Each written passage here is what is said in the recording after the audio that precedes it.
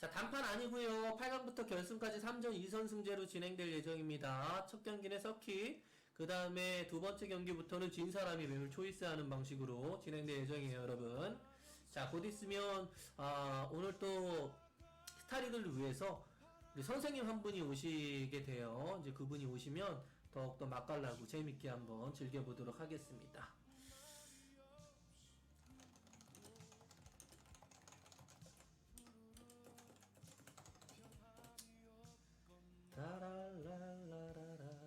오늘 결승까지 하는 거 아니고요. 오늘은 4강까지만 뽑습니다. 8강전만 하고 4강에 올라간 선수도 일정에 맞춰서 날짜를 잡을 거예요.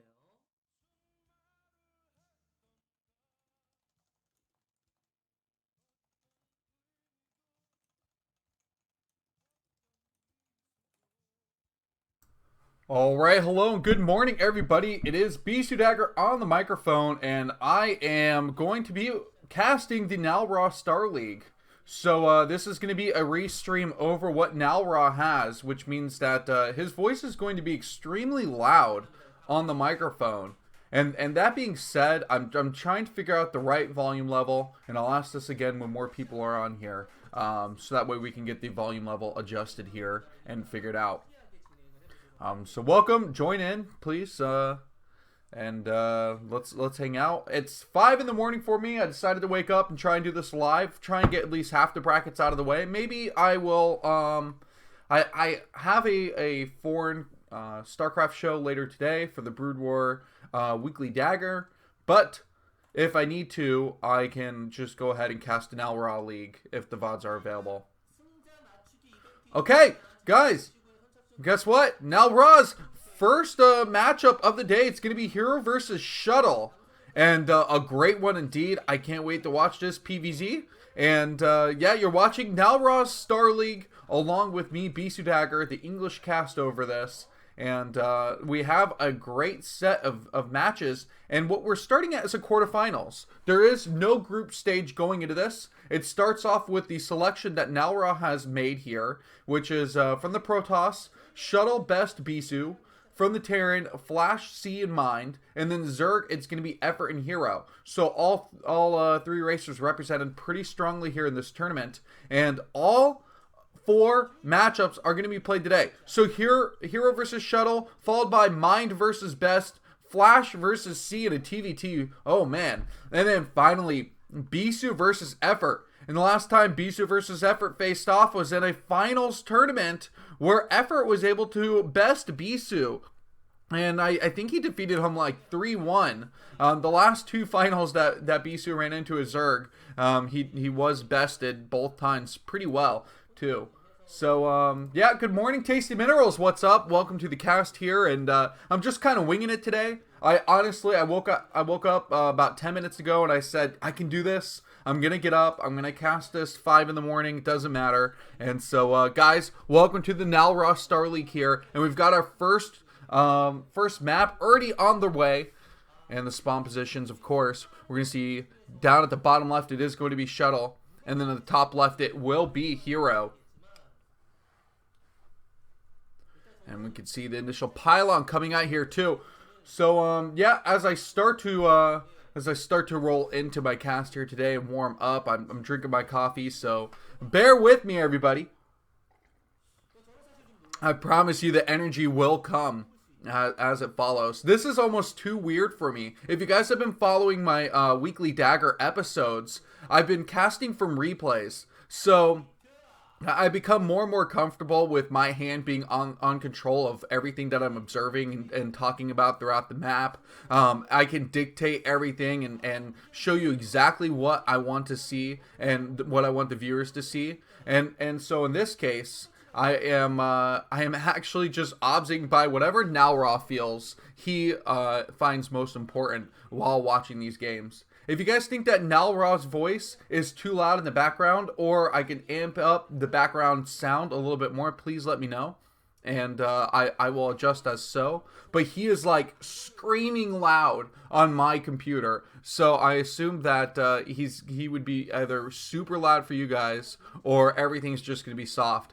And I don't think we're going to have prominent game sounds, unfortunately. A gateway first that we're seeing already from Shuttle. 2 gateways though, not just 1. 2 gateways to open up here, and this is going to be really strong. So the Overlord Scout going towards that bottom left location on a 4-player map is huge, because he is able to see these 2 gateways and can respond appropriately. And you can see he's already got the second hatchery. He's trying to build himself up and prepare for the fact that there will be a good amount of zealots that are going to start heading up north towards his base. So it's going to be constant lean production right now. We can see that he's not even opting for Sunkens inside of his main base. He's going to wait and let that hatchery finish off and try and use larva from that base location here. Oh, look at that. Finally, he's turning up the sounds of the game himself. So maybe some people are complaining, because literally it's all just Nalraw's voice here. This is a ton of zealots early on. With that hatchery not finished up, at least Effort got the spawning pool first. Or not Effort, I'm sorry, Hero.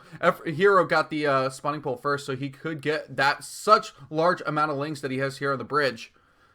And so the zealots are going to try and carve away, but that was a pretty poor engagement. One zealot getting picked off really easily here. And even though he was able to engage at the bridge, he still had just way too much surface area available for the Zerglings to get us surrounded. This is where you start seeing good micro and great decisions from Shuttle, as he is just balancing his way behind the mineral line. You guys can't hear Nalra at all.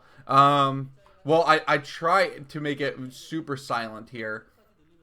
Let me see if I can bring up the background sounds, and if this will help out at all. Of course, just Nalra would be totally conflicting with my cast anyway, so it's not too terrible if we can't hear him.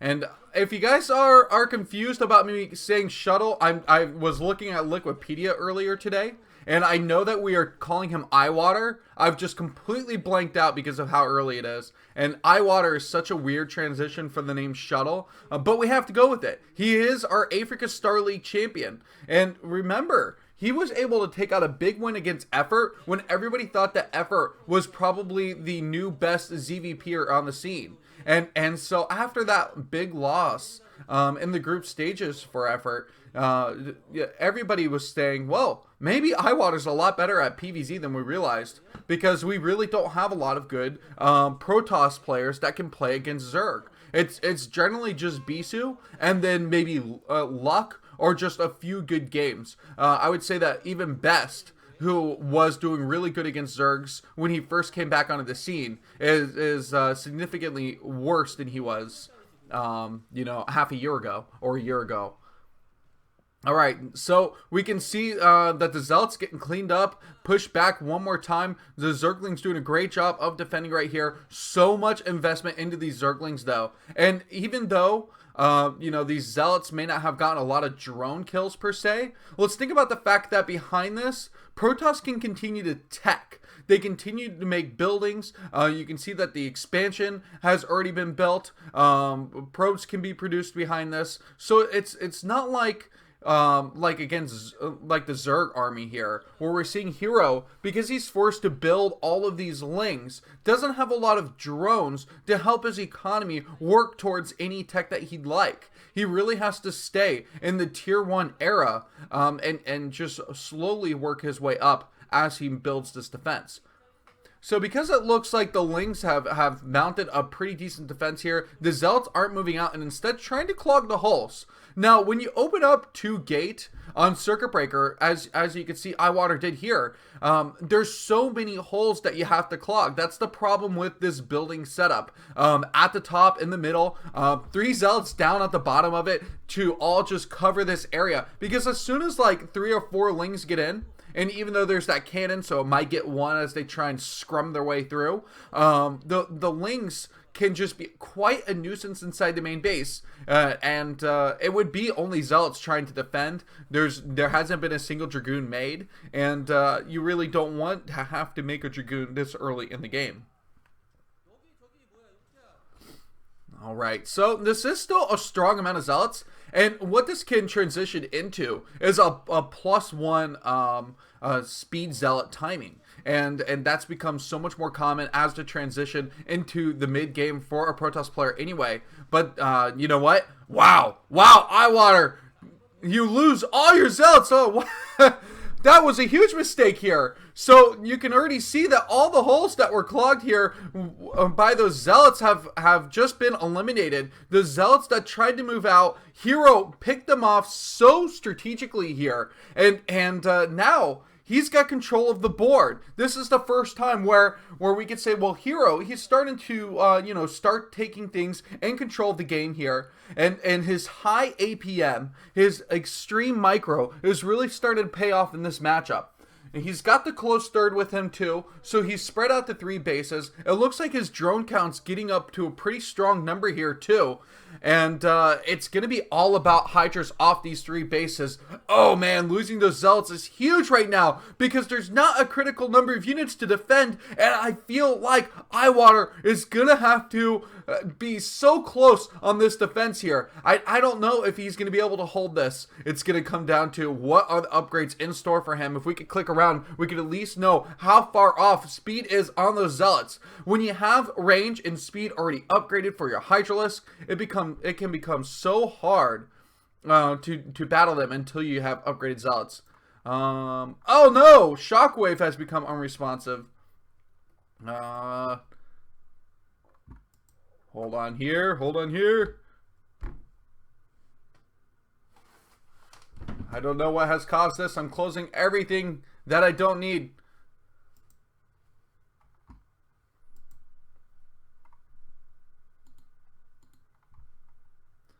This is not fun. This is why I like casting from replays or having a direct stream.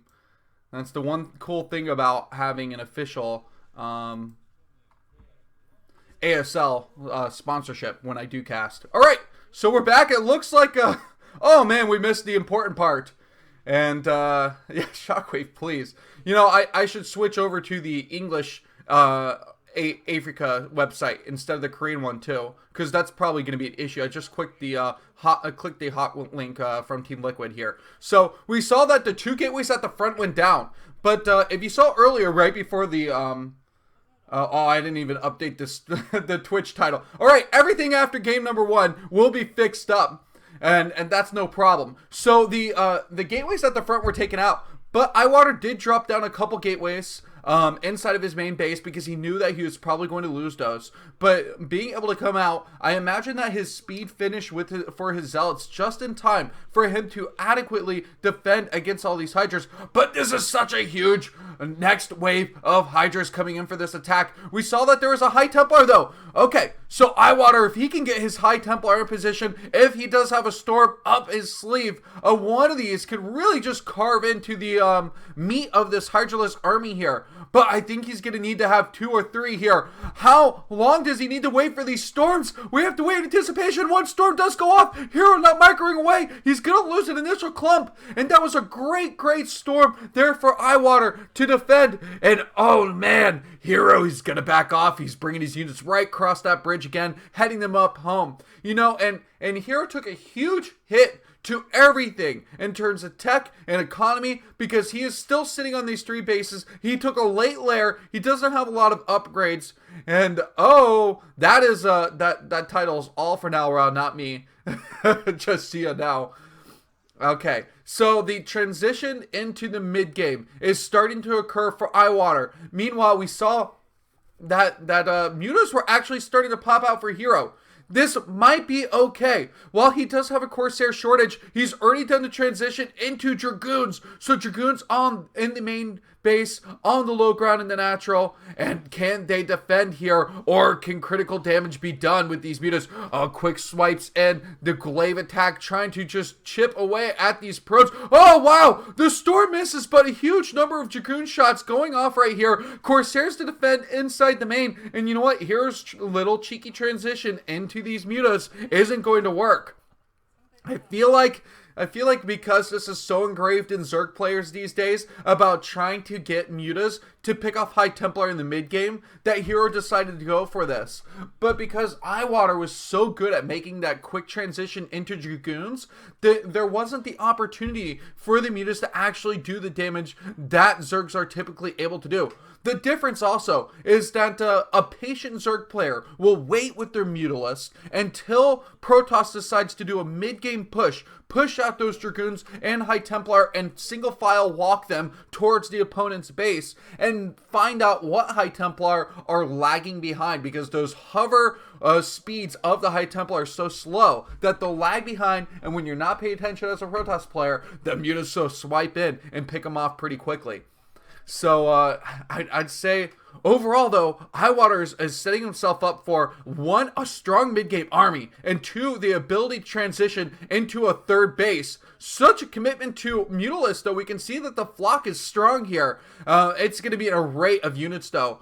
Hydras, Lings, Mutas. That's the mix that we're going to see trying to engage this army here, which is so strong with tons of High Templar.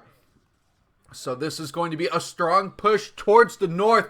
The Zealots already paving the way, pushing the units back. So here's the tough part right here. If the Protoss can get across the bridge, then we're going to see that Hero is in a lot of trouble. And Eyewater's taking out all the Mutalisk. It looks like they're going to get eliminated. They are dwindled down now. The bridge has been taken. The Hydralisk trying to storm and pick off single file units at the top bridge, but it doesn't matter right now. I think that Eyewater's just in such a strong position here. The Zealots already just carving out that natural base. There's nothing left to defend. No static defenses. The drones on the move into the main, and I think Eyewater's going to do it. He's going to take game number 1, and what I believe is going to be at least a best of 3 or best of 5 series. Since we are in the quarterfinals here. Okay, look at the lurkers just coming in too late. So little tech in this game because of the slow transition here. Hero does have that 4th base at the 12 o'clock, but that's not going to allow him to recoup all the army losses that he's taken in this game. And look at this Hive Tech. Hive Tech only just coming in. GG. GG.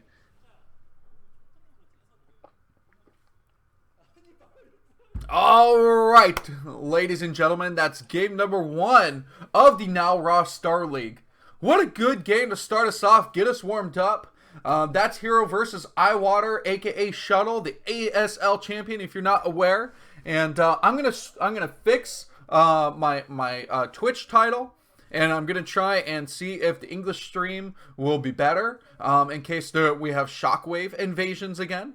And so I'll just be right back. And hang on 1 second as I prepare for game number 2.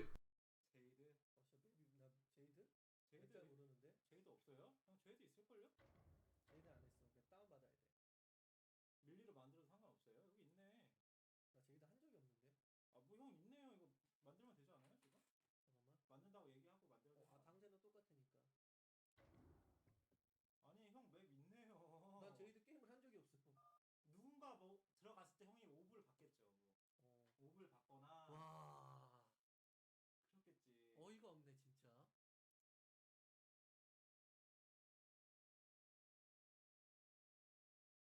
이거는 네가 그냥 무조건 토스가 제일 부셔지고 진짜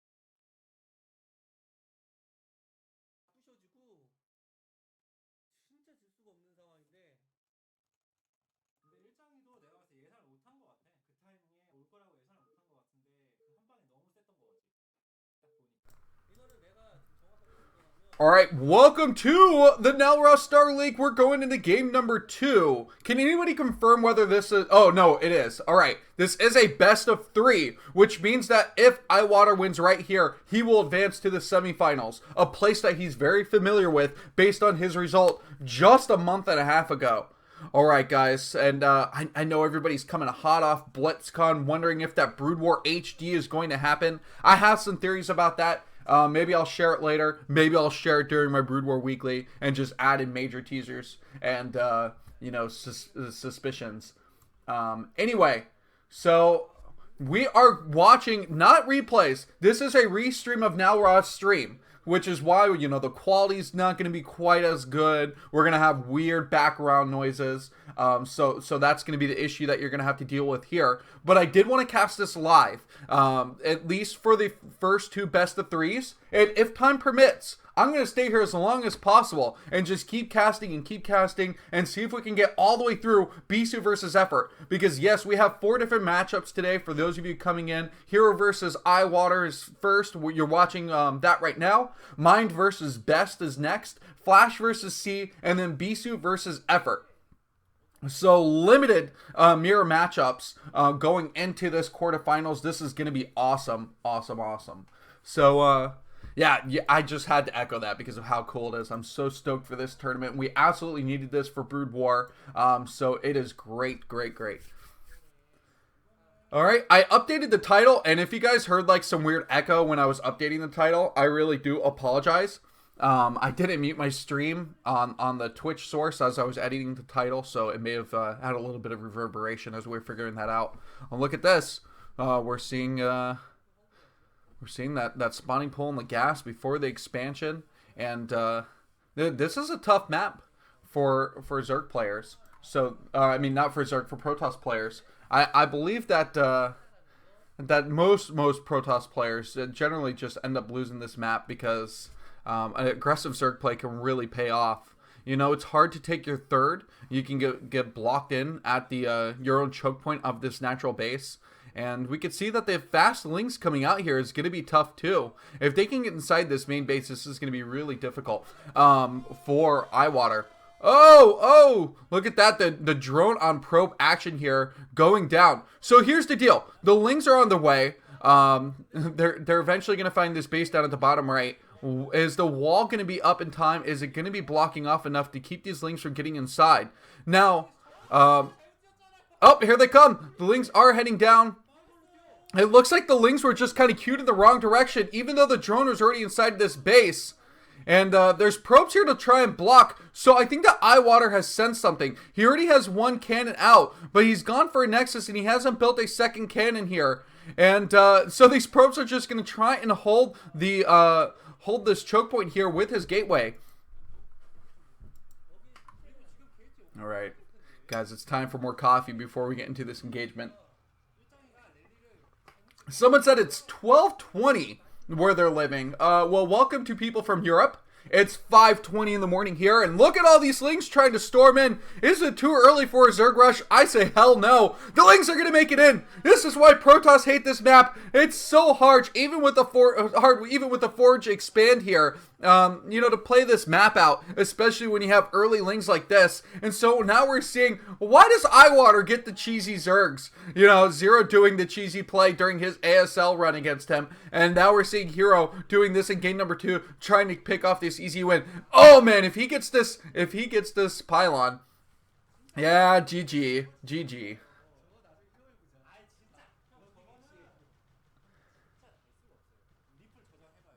There we go. So, yeah, actually, someone pointed that out. I read that wrong for a second. Free is co-casting in the studio with Ro8. So, it just propagates the myth that all casters are Protoss players. But it's true. Really, all Protoss players become casters. It's just the way to go. I think it says more about the personality.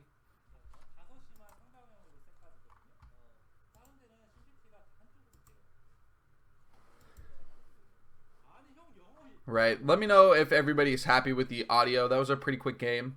Kind of anticipated that being a quick game, just because of obviously the speed pool that went down there. And just get that map out of the way, right?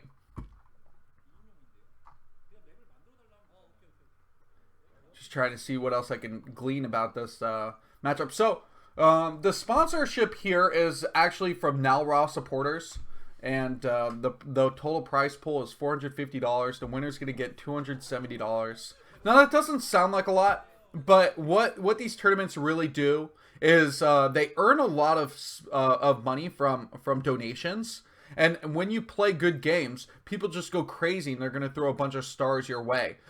So that's one of the huge advantages of doing an organized tournament like this. On top of, these players need to have a certain level of exposure where it's organized also.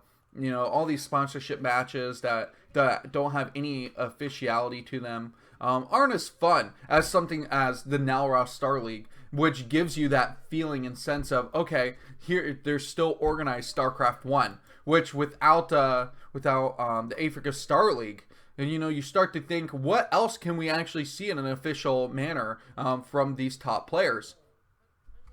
Okay, going into game number 3. This is the rubber match, the final match here between Hero and Eyewater. We've got the spawn positions, going to be split spawn. Looks like match point. Going to be in the top right position. It is going to be Hero. And down at the bottom left, it is going to be Shuttle. Match point is such a fun map. I can't remember the other map that I was casting just last Thursday because my memory is that bad. But there's a very similar map to match point. But the entire middle architecture is completely different. And I think maybe it was like Coliseum. And I thought it was really cool because I never realized how similar those two maps were until that cast. Oh man, map names always elude me. I don't know why it is. But it's the same thing with like actual people names. I'm terrible with people names unless like I'm really familiar with the person. You'll probably just get a hello dude or hi ma'am from me instead of whatever your actual name is. Of course, I love all your names in the chat here too. Foxhand, Protois, Rexer, and Diziet. I don't know. I can't pronounce anything correct, but I definitely try to attempt it here.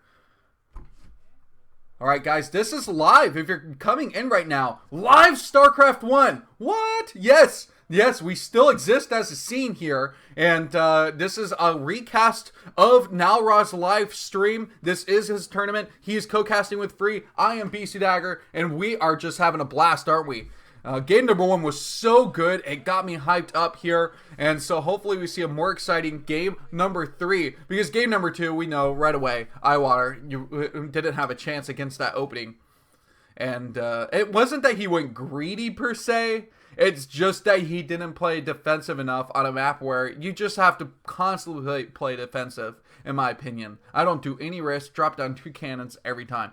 So the Forge Expand coming down on match point 2, we can see the initial pylon. And this is like, the one thing about match point when you Forge Expand is you have to go really far to actually get your Forge Expand up and drop down that initial pylon. So a little bit of less mining time. Not a huge disadvantage, but one of those nitpicky things that you could point your finger at. Well, hey, I have to do all this for my opening against Zerg. Rah. You know, and I love that there was a thread on Team Liquid recently complaining about Zerg versus Terran. And I believe True Touch was leading the way with Zerg. And I totally felt all his points. And I'm not trying to argue either way. But sometimes it does seem tough when you're watching ZVT. It seems almost impossible. How does a Zerg overcome Terran when Terran has so many options in that matchup? And it's kind of why I think ZVT has become the most popular. Because of so much versatility in the early to mid game between those two different races. But of course here, I love PvZ. It is one of my favorite matchups indeed because I'm just a huge Protoss fan. Alright, I love you, man. Yes, thank you, ZeroGore0. Are you gonna cast Giga Legends match 2? Oh, without a doubt. Without a doubt. I'm gonna have to figure out when I can do that. I don't know if I could do that live. That's to be determined. But we'll definitely try. And I will try and be available to cast that, if not live. I'll make it part of my weekly Dagger cast. Now, there was a really nice private message that I received on Team Liquid, and I really I want to do it because it was so nicely requested too. So one of the people who messaged me on Team Liquid said that they would love an educational dagger episode. That's what they called it, the educational dagger. And so I've always talked about how I want to do educational show, and then I always put it off because I just like rapid casting with all my chaos. I'm gonna try and get one in, at least before the year. I will try and have a really well thought out episode. Because I know that one of my more popular weekly Dagger episodes was when I did the map analysis of, I think it was Overwatch. And it was between Flash versus Zero. And I got a lot of really good feedback from anybody who watched that episode. So you know, the need is there for people to want something a little bit more in depth than just my crazy yelling. So I'll try and give you guys that. Okay, so we can see now the Cybernetics core spinning for that early +1 attack to go on for the Corsairs. The Lair tech already finished out. Spire tech on the way here too. And now we saw Hero go for Mutalisk in the first game. And why did he go for Mutalisk in the first game? It was to pick off High Templar, maybe do a little bit of economic damage, but it was more towards getting that High Templar picked off with that army. And now we're seeing earlier Mutalisks in this game. So I think what Hero's trying to do is read Eyewater from game number 1 and say, okay, well, I know that you go Corsair Light because that's such a trend these days with Protoss players that aren't confident with Corsair tech. Now, I'm not saying that Eyewater has proven to us that he's bad with Corsairs. He's not Tyson level, where he just loses them very easily. But he did go lighter in game number 1, and maybe Hero's just trying to say maybe this will happen again. But with the +1 attack coming in, it may mean for Eyewater that he's going to be producing more Corsairs than Hero's anticipating. So constant mind games coming in this best of 3 series, where we are in the rubber match again. Both players have a record of 1-1 on and we're on the final map, which is ironically match point. So the initial Scourge here, well, he already got hit with 1. So another Scourge coming in here to make contact, and he does take down the Corsair. What a hit. So the Corsair is down. There is only 1 Corsair on the map right now, more being produced from the Stargate. But I thought I saw Mutas being created. Maybe it's just Scourge that's coming out.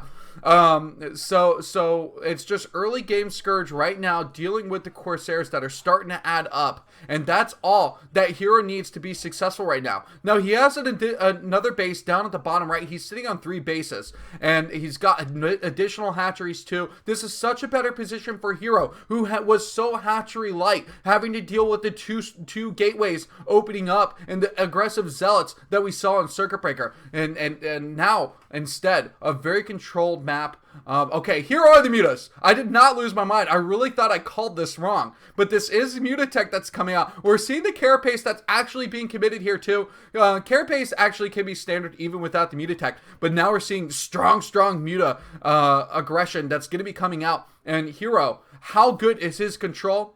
There were people who were talking about recently that Zero and Hero and Effort were all practicing really hardcore their ZVZs because they feel like with Jadon coming back to the scene that their ZVZ is going to have to be really crisp if they want to win tournaments. And so I imagine that Hero's Muta Micro is going to be better than we've ever seen before. Oh, this is really nice. Even though that Archon got those Scourge right there, the Muta's getting just a little bit more blows on top of these Zealots, trying to soften them up, weaken them before they can make it across the map. Is always just a great deal for the Zerg player. Okay, so the Mutas didn't do too much. The Mutas aren't having a great impact on this game, and unlike in the matchup where it's ZVT, the Mutas aren't doing a great job of stalling this Protoss army from moving across, because the army is primarily ground attacking, which would mean that, like, besides this Archon, what else would stall Protoss from moving across down to this bottom right? And so now we're seeing that Hero's in an actually pretty bad position here. He could succumb to some pretty bad damage. The Muta's doing some attacks here on the Corsairs, but the Corsairs with their upgrades are going to be able to just soften them up, force them away, and continued Zealot damage is just going ham here. That Archon was great in tangent with those Corsairs to force back all the Mutatech. The drones are either killed or maybe a few of them managed to escape. The Scourge are actually getting picked off too. The attack from that Archon was so clutch. 13 kills. It dies as such a hero here. And there's so much economic damage that was taken towards the bottom right. Hero still has his hatcheries though, so if anything, if he can mount a defense here and hold on, he can re-drone up very quickly. But right now, we can say that Eyewater had a pretty successful attack with what I would also call a small amount of units going in towards that attack. Still only sitting on these 2 bases, and this is where it gets really hard for the Protoss player, especially when you see the broad range of units that are coming out for Hero right now, because taking a 3rd base it's going to be in the wide open area. If he decides that he's going to take that mineral only, if he decides to skip the mineral, oh, you can already see the probe actually can't even take the Nexus yet. It can't even land a single pylon. So this is tough. It may be that Eyewater chooses to just stay 2 base and win this game off 2 bases. But Hero, he's got so much economy. He's got so many hatcheries right now. He's going to try and combat this if he can, and survive this mid-game aggression coming out from Eyewater. Another push in here, and this is going to be really tough. Oh, hold for him one more time. The Muta's trying to get their micro in on the glaive attack, and it looks like I'm going to have to upgrade some of the mod here. Let me see what I can do, because Summon is going crazy here. Let's see. Alright, I moderated someone named Rexer. Please handle this. Alright, so the attacks are continuing here. We can see that this is going to be a lost base because of those 2 Archons, because of the Zealots and Corsairs. Everything's been controlled, and oh man, because of the Sunken Colonies. I'm saying because a lot, aren't I? Alright, so the Sunken Colonies managed to just mount enough of the defense to keep that bottom right alive. Mutas are continuing to be produced, and which is just so odd. Usually you like to see Hydras and Lurkers controlling this point in the game, and then, you know, being able to work up towards that Defiler tech here. And this has given Eyewater the opportunity where he can actually put down a 3rd base here. I don't know if my Twitch chat was moderator has been added yet. Nope. It looks like people are going crazy. Let me see if I can fix this.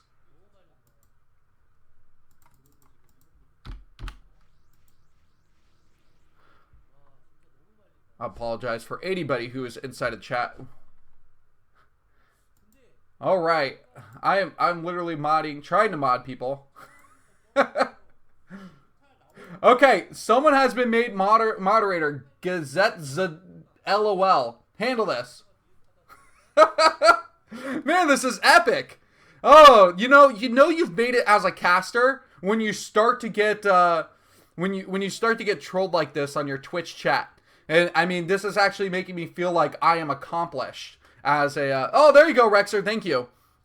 I feel finally as an accomplished caster because of how terrible my Twitch chat has deformed right now. This is hilarious. Oh man. I wonder how many Twitch accounts they have. This is amazing. Alright, so some people got free mod powers. Welcome, and you know, treat these powers with responsibility. If anybody says they like Flash, time them out. If anybody says that Bisu, it says anything against Bisu, auto ban them. Those are the rules as moderator. Understand the hammer rules, and we will be good. Alright, for those of you who are going to be watching through VODs, you're probably super confused by now. What the hell? BisuDagger went total ADD on this cast, but what happened with the Twitch chat was epic. And, okay, where are we at? What the hell? So somehow Hero is mounting these huge air attacks still. He's got so many Scourge in the air. He's continuing to fight with Mutas. And this is a mind-boggling game. You know, this is so unstandard from what we see usually with Hero and PvZ. Oh, the slates towards Bisu already coming down. This is a test of your will. Do you go for it? Do you time them out? Do you ban them? We'll see.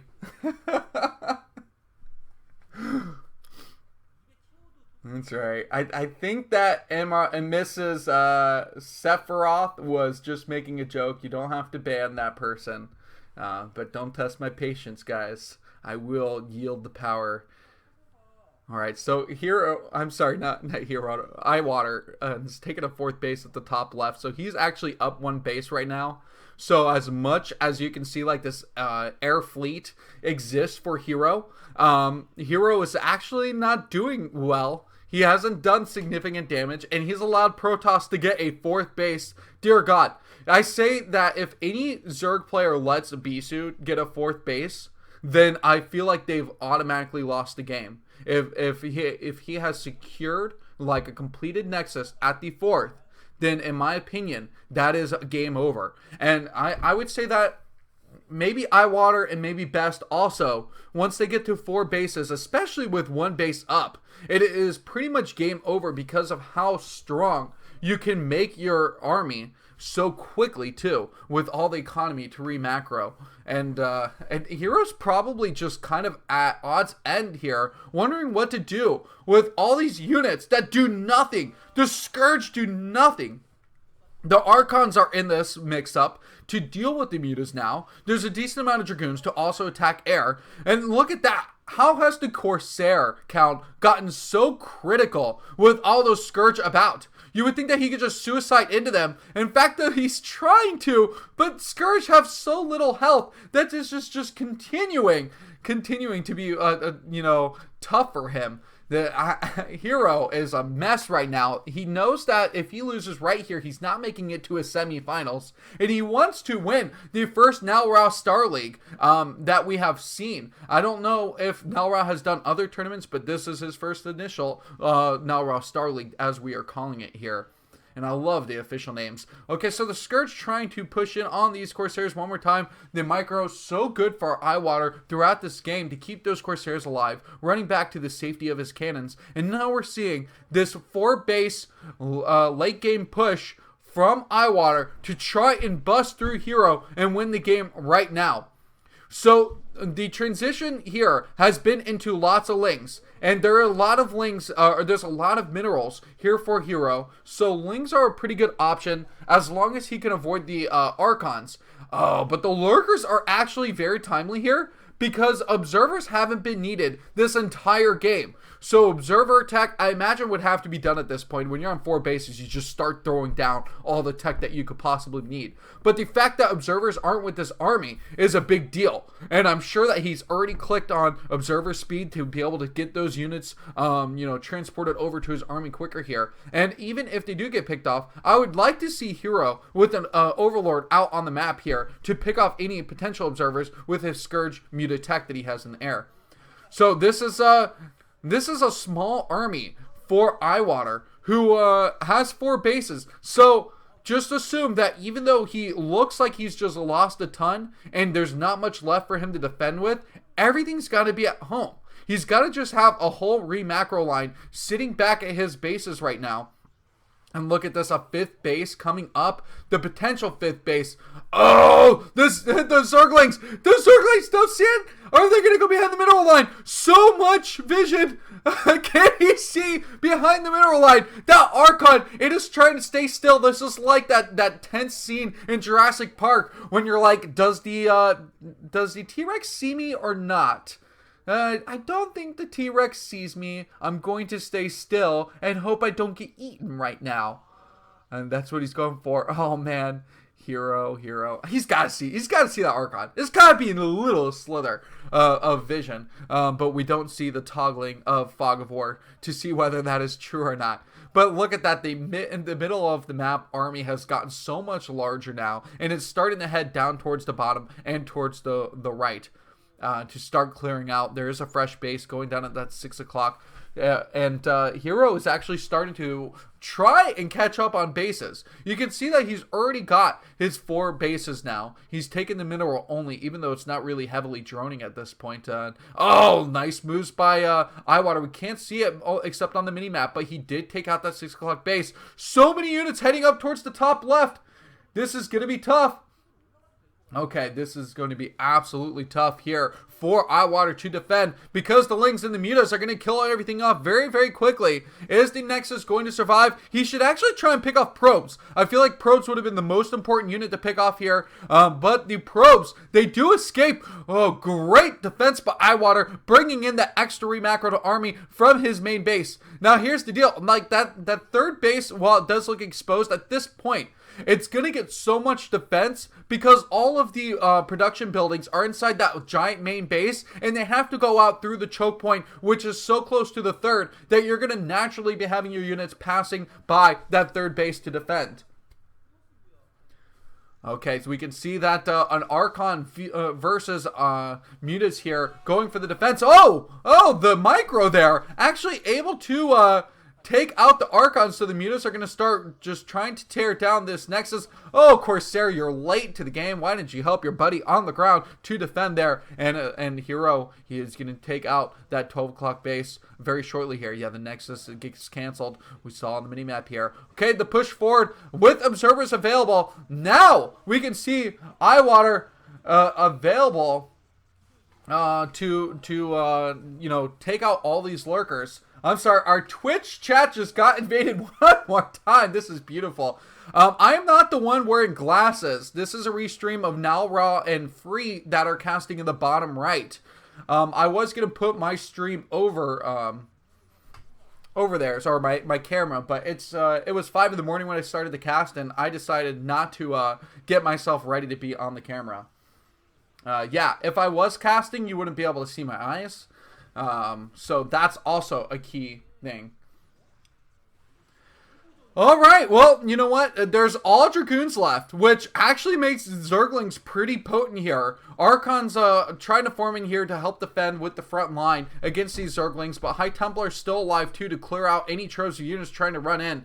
There's so many Dragoons that even if just 100 Zerglings came out right now, between the High Templar and the Dragoons, there's still going to be enough units to knock down anything that Hero has.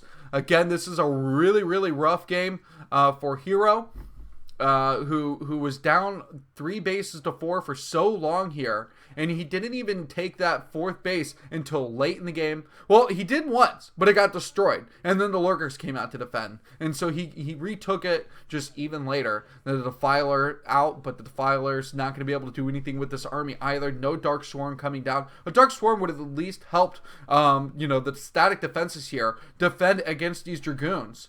But that's not going to stop these Zealots and this next wave from tearing through and getting up through the natural base of Hero. Hero's not going to GG anytime soon. I would expect him to. But he is just doing late GG timings today because this is the final game of this matchup. Here we are. GG. Oh, man, that game was over a while ago. But Eyewater still showing very strong moves as he had to put up with Hero's resilience. Yeah, the ASL champion knocked out right away. He did not get cursed by his win.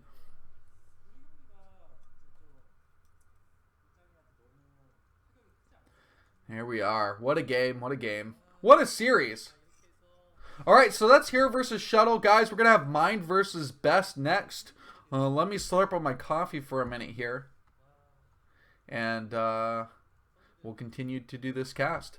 Thank you guys for watching with me. I mean, this is awesome. I'm so glad that people are awake and available. And those of you who are like, oh, it was 12:30 or now maybe it's getting closer to 1. Hey, what are you doing? Is this your lunch break? Or are people watching this at work? I'm just curious what everybody is up to at this point in their day and what time it is. I'd like to know how the rest of the world is being treated.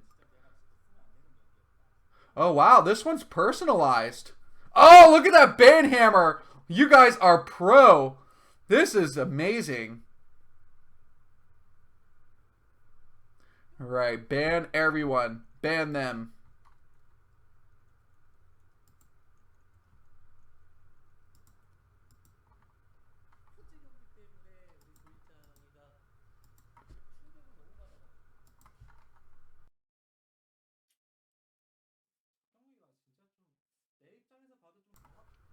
My coffee's starting to get cold.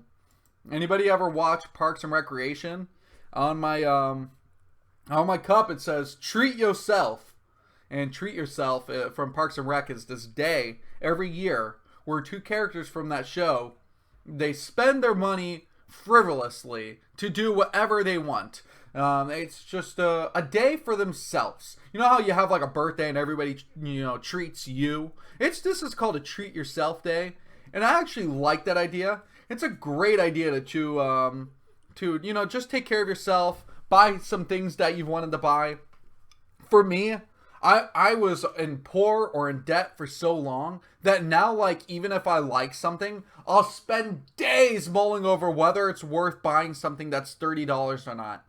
And every once in a while, I just need to honestly say that phrase, treat yourself, and just buy something. You know, I don't need to be so cheap all the time.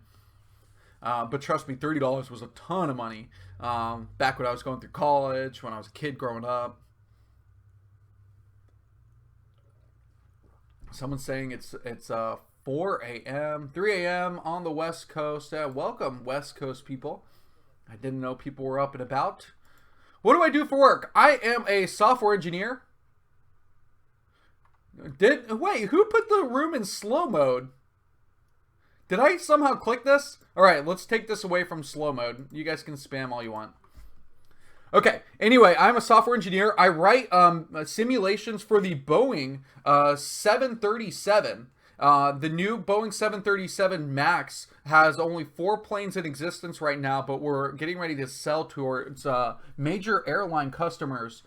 Southwest, Alaska Airline, Canadian Air, and then just recently we had Japan Air visit because they were interested in taking our same simulation to train their engineers on the 787. So there's the potential for us working on the 787, and I know in about 6 months we're talking about maybe the 777 will be underway also. So everything Boeing, it's a lot of fun. Before this, my previous job, I did maintenance simulations for the Black Hawk, Apache, and Chinook helicopter.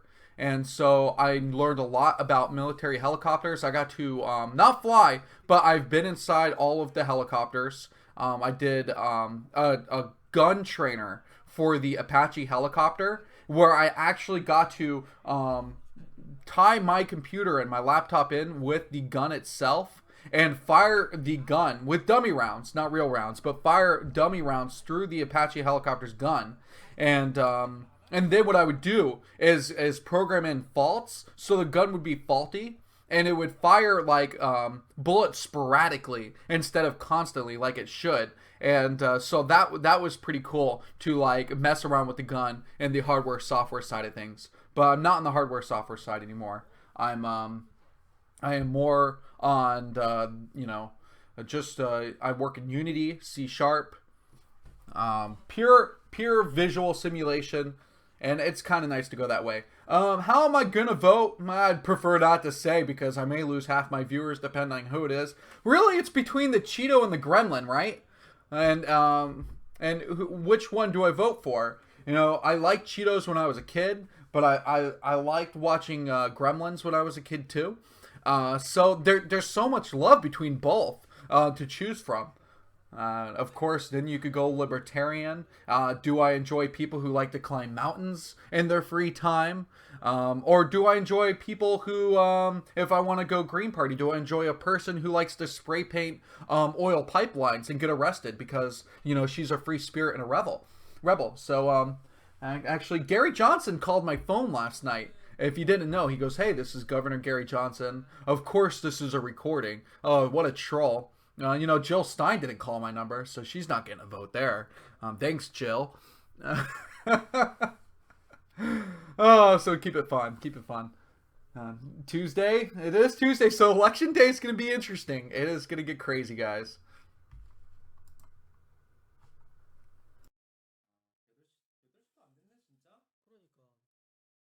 I think though if I can just avoid hearing my coworkers talk about the election all day today, because a lot of my coworkers are morons in my opinion when it comes to topics that I don't want to hear about, and not that I don't like politics. Trust me, I watched every debate.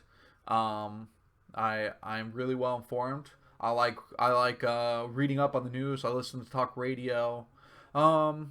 You know, every once in a while I would listen to NPR, but I feel like NPR has not done such a great job when it comes to the election. They were really one-sided. But you know what? All the other radio is completely conservative, so that's all one-sided too. In the other direction, you're not going to get a lot of balanced media either way when it comes to this. Alright guys, who is coming in English? This is me, BisuDagger. Welcome to the cast. You had the sound up, you didn't know? You didn't know this was an English cast. Welcome. I reside in Florida. I am an American, and I am very white. And if you haven't seen me on my weekly Dagger episode, you can actually see I put my camera up during that. But because this is Nalra's stream, this is a complete restream of this. I am just keeping myself off camera, and I actually haven't done my hair. I haven't dressed in my proper work clothes yet, so just keeping it low key. I'm in North Florida actually. I live in Jacksonville. So the 904 area code. I grew up in the 352, which is Gainesville, Florida. I grew up as a Gator fan, but I did go to school in Central Florida. So I went to UCF and I went to Full Sail. Okay, guys, game number 1 of Mind versus Best going into the quarterfinals. I am BisuDagger. We are watching the Now Raw Starleague, Now Raw co-casting with Free. Let's get back into what we call the greatest game of all time. This is StarCraft 1. And someone saying Florida, your vote is like 10 times more important. It actually is, I believe it is 3-1 in level of importance. But yeah, if it was 10-1, I would feel more honored. What is this? Oh, are we watching? Oh, no. Oh my god, we're watching the replay. Oh man. Overhype. Oh, I wasn't paying attention. I thought we were ready for a game here. Alright, what do you guys feel is the worst Protoss map? Is it Blue Storm? Do people hate Blue Storm? Is that what everybody would agree on? Alright, what do you say? Shall we go to New Lows and get some supplies? Let's all get this wall started. Bisu for president. You know, maybe I should write in Bisu on my ballot. That would be fun. I could totally do that.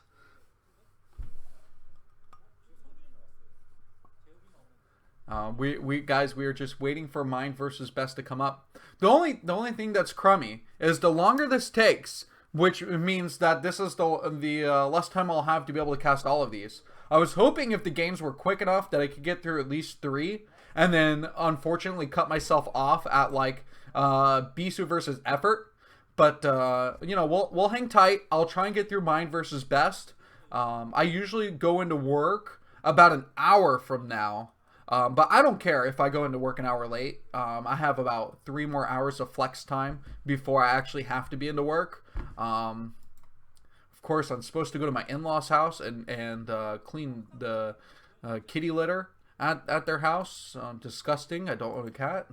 But, oh yeah, I got a reason for that. And I haven't really told anybody. I was going to announce it in my weekly Dagger, but I'm so happy that you guys are joining in on this cast and being interactive with me. So I'll just tell you now, I have to clean the kitty litter because my wife can't. And does anybody know why? It's not because it's gross. It's not because she's lazy. My wife is pregnant. I found out. I'm going to be a father. Little Dagger is on the way, guys. Yes, that's it. And everybody cheer. Little Dagger. And just what, 8 months from now, in June, we will have a crying baby in the background during my cast. My wife looked at me after she told me she was pregnant, and she goes, "So, are you going to continue to cast BisuDagger?" Yeah, that's what she calls me. It's my man name. And she looked at me, "Are you going to continue to cast it?" I said, "You bet I am. I want that kid to get used to my yelling from day one." So, that's the way it's going to be. Yeah, this is going to be my first kid. I do not have one yet. Boy or girl, I really don't care. You know, I'm either raising the next Toss Girl or I'm raising the next Bisu. Of course, no one's comparable to Bisu. And I tried to convince my wife, let's just adopt Korean. You know, this will be so much easier on your body. But no, it's okay. I'm going to be raising a normal American white baby. And we will be fine with that. I'm trying to figure out what they're doing on this. So maybe Free's just trying to oh oh, he's just typing in the cheat here. He's trying to make a proper wall, I guess, for the defense.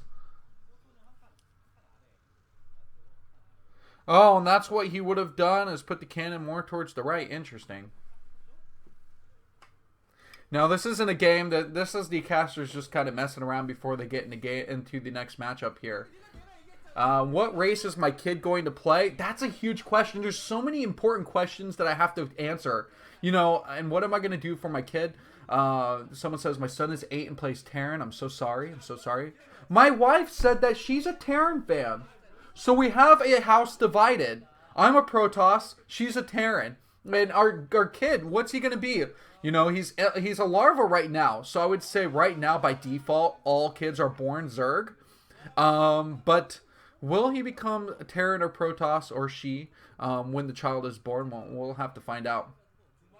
But 8 weeks right now. 8 weeks old with my first child, so this is going to be fun. My wife is in so much pain. You guys don't realize what misery looks like on your wife until you find out that she is going through her first trimester pain. I mean, this is just, it is mind-blowing. And I feel bad every day just watching her, you know, go through this process for me. It is not a nice thing. Someone says build a wall. Build a wall around my wife. That might be good. You know, just keep her in there for 9 months, right?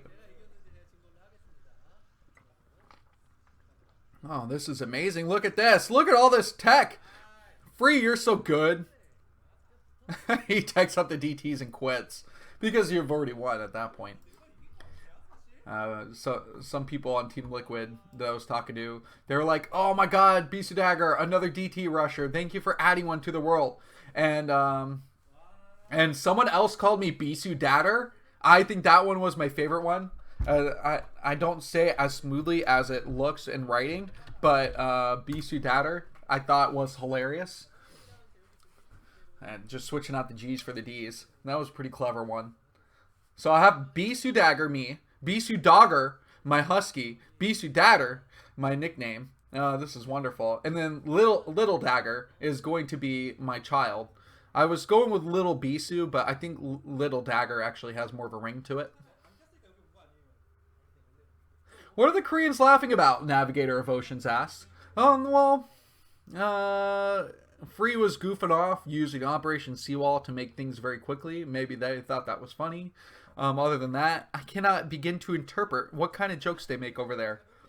I don't know. Does the chicken cross the road count as a good joke?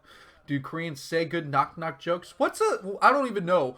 Do Koreans have a sound? And now there's a word for this, but do they have like a sound for knock-knock? And, you know, how do they make animal sounds compared to us here in America? You know, cows go moo, sheep go ba. And I'm always interested because a lot of Europeans have a lot of different interpretations for like the sound that a cow makes. And I always find it so amusing to hear a different interpretation of how a cow says moo.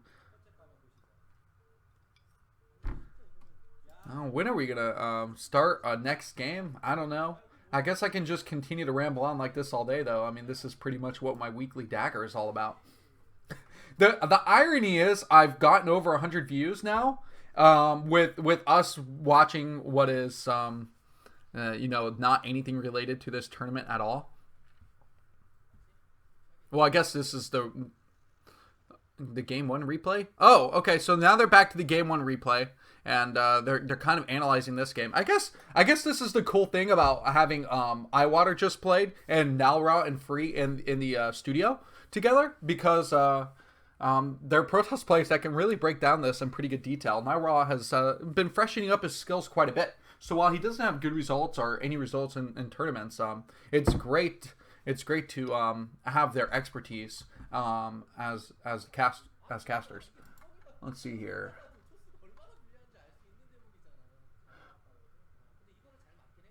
Yeah, Bisu's father would be an awkward name for sure. We're not going to go with that one.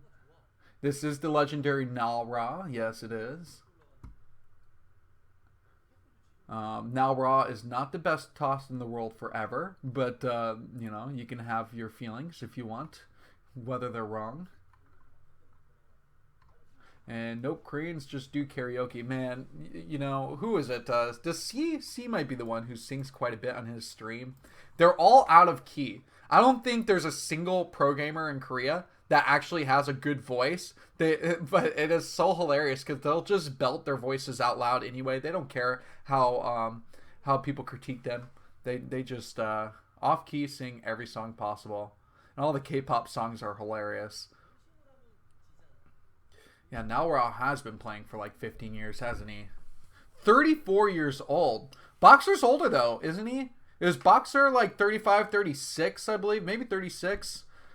Making all his money through poker. Actually playing pretty well too.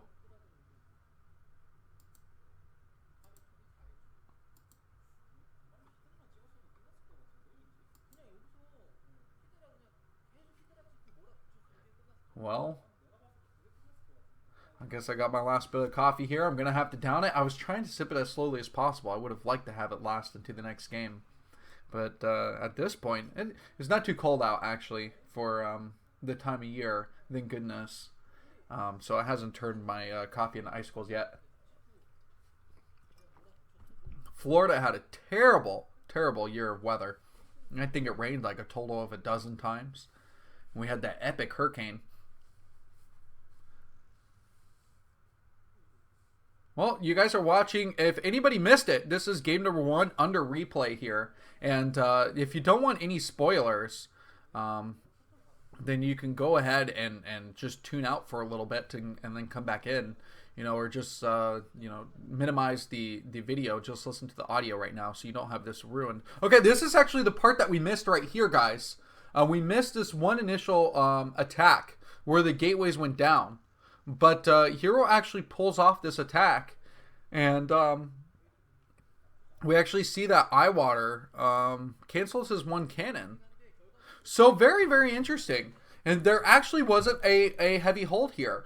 What we had a shockwave crash. If anybody is still here from game number 1, you'll remember. And I had to refresh the stream. And after I refreshed, we just saw the gateways down, and I thought maybe the speed had kicked in and the Zealots defended really well. But it wasn't that at all. It was just that Hero did a little bit of damage and then decided he didn't have enough Hydras to do heavy damage. Okay, when is my baby due? It is due June 20th. Now, this is just even more cruel to my wife, who's in so much pain right now, because the baby is due June 20th, and her birthday is June 22nd.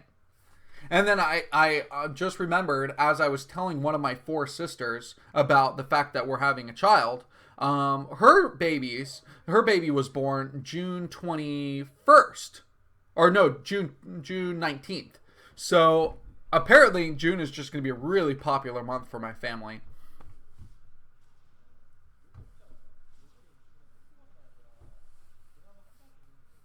PVZ is so weak. You know what? If you missed this game, though, Eyewater comes back and mounts such a strong game here. Hero was in a bad position because he delayed tech so long, and the 2-gate opening was really, really good. Oh, Rexer, yours is due late May. So is that yours is due as in you personally are carrying a child, or is that your wife? I don't know. You can't tell. Rexer could be an androgynous name, I guess, if you want to go as far as internet handles. You can. Everybody has a different interpretation of which is a feminine and a male internet handle on Twitch. So I'm asking to be polite. Oh, okay, good. Okay, I thought Rexer was more male. now that I'm not in any danger of offending. Cool. Congratulations to your wife. That will be fun. I'll let the little demon spawn rule the world, right? Don't worry, guys. I have my wife Fire. That's good. I like that. Don't worry. I am actually going to be banning cell phones from my children for as long as possible. Oh, look! The personalized messages are back. I'm so honored that someone keeps making these Twitch accounts to continue to do this. This is amazing. But I actually have a dumb phone myself. If you guys don't know, I have a slider phone with a full keyboard, like a press keyboard. It is awesome and old school. And now I told you guys earlier, I'm a software engineer. Trust me, I'm in tech. I work with the Vibe. I work with virtual reality. I can program on pretty much any device for anything. But You know what? I don't need a smartphone. I've got a tablet if I need it, but I just don't care for one. I'm pretty much I left my house at home yesterday when I was going to work. So and I drop if it's expensive, I drop it. It's just the more expensive something is, it's gonna fall out of my hands. It's not the weight of anything that matters, you know, because I can lift a lot of weight. I'm a giant dude, but if it's expensive, it's gonna fall out of my hands. It's like, you know, everything just gets buttery with cost. And so I just wreck things. People in high school, they would call me the caveman. Lately, people have been calling me the ogre. Some people call me the jolly green giant. I'm a very smiley dude, apparently. I'm very happy. You know, that was one of the weird things when I went to New York City. Everybody knew I was a tourist in New York City because I was smiling and I was in a good mood. And I thought that was very amusing. Can I hack for you just one ATM? No, but you know what? There was an interesting article I was reading yesterday about the fact that there's a company that within minutes hacked a voter booth after Comey said, you know, your voter booths are safe. They can't be hacked. Don't worry about it. And the security firm sent in their covert ops team and hacked a voting booth, and it was amazing. Let me see if I can find that article, because what Comey said, it just cracked me up. So funny. And especially when we're going into voting day, let's see here. Oh, there's a good article too about how Edward Snowden describes how the FBI can comb through all the email. So if you guys were wondering how James Comey got through all the email, there's actually a pretty interesting explanation how you can go through the 100,000 emails. And then a great commenter on the article said, well, as soon as you put in a filter for all of Anthony Weiner's dick pics, you're left with about 37 emails that were actually Hillary Clinton's. That's just too good. It cracked me up. Okay, security firm shows how to hack a U.S. voting machine. And now, who is it? I believe it was James Comey says, also made a reassuring point that it's hard to hack into America's voting system because it's so clunky and dispersed. It's Mary and Fred putting a machine under the basketball hoop at the gym. What the hell? How is that a defense for something being secure? It's so clunky and dispersed that a hacker is going to get in there and go, who the hell wrote this code? This is disgusting. I'm not going to deal with this. There's no comments in here. There's no formatting. What, they use 4 tabs over 3 tabs spacing? This is not going to work with Vim. I'm not dealing with this. I'm out of here. And no, I'm sorry. That's not how hackers work. So you can't use clunky as a term for security defense.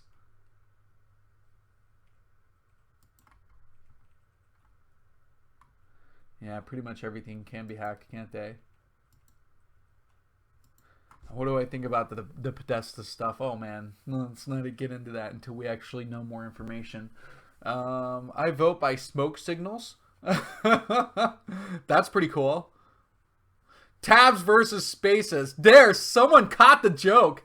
Jesus. You know, we actually have a 4-space standard for tabs and space over tabs. It's a mess. I don't care. Every company's different. We work with another company in Seattle. Their name is actually called Smashing Ideas, which is a really badass name or weird name. I don't know what you pick between those two, but it's kind of a midway between both. But the people there are pretty awesome, and so those are some framework guys that work with our code base, and they set the standard for that. I don't care, honestly, whatever. Tab out, space out, whatever you want. Just let me write my code in peace. That's all I care about.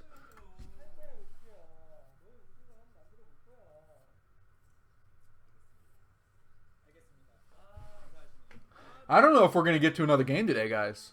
I wonder if anybody can confirm this, because we're just we're honestly hanging out for this, whatever is going on the screen. And it's cool that he has a Ro8 room, though. Can I get a BisuDagger room, please? You know what? I don't need one because we have shield battery, so it doesn't really matter anyway. Your IDE should automate this stuff for you. Yeah, it does. And you know what? The Unity editor has so many cool different quirks where you can basically write your own code by setting up like easy buttons in the Unity editor and then just dictating what they should do. So even that has become a lot easier and nicer. I have one guy on my team that literally, because he loves doing this stuff, all I do is dedicate him to writing tools that make my life easier. And we can get away with it because the tools in the end will save us so much time, and you'll learn so many different like neat little tricks that we can use. And so it's always nice. So if you're ever like a programming lead and you have one guy who's really interested in like looking in the tools or unorthodox methods or something that can become a generic helping code base for your team, let that person work on it. And as long as you can still hit your deadline, you're going to get all these really cool things that'll add up, and you'll be a really productive workforce. And so that's what I do. Right now I have a team of, it's me and 3 other programmers. But once we pick up the other aircrafts, we'll probably double in size. But it was really cool because I got to handpick all the programmers. And I knew the 3 programmers from my last job, so I just recruited them over because I knew we were all like a tier or 2 better than everybody that was at my old company.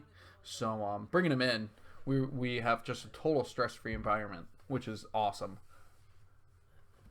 Yeah, the entire Boeing sim is actually built in Unity. It is a very neat thing because we have 2 different tools. We have one which is it's a maintenance simulation where you can click in and interact with so many different parts of the Boeing aircraft itself. But we have this tool, this authoring tool, where you can create lessons by just like filling in questions and then selecting components from a drop-down list from different areas of the Boeing aircraft. And then it turns into these automated lessons that when you load up the actual sim, it gives you all these access points to different parts of the aircraft.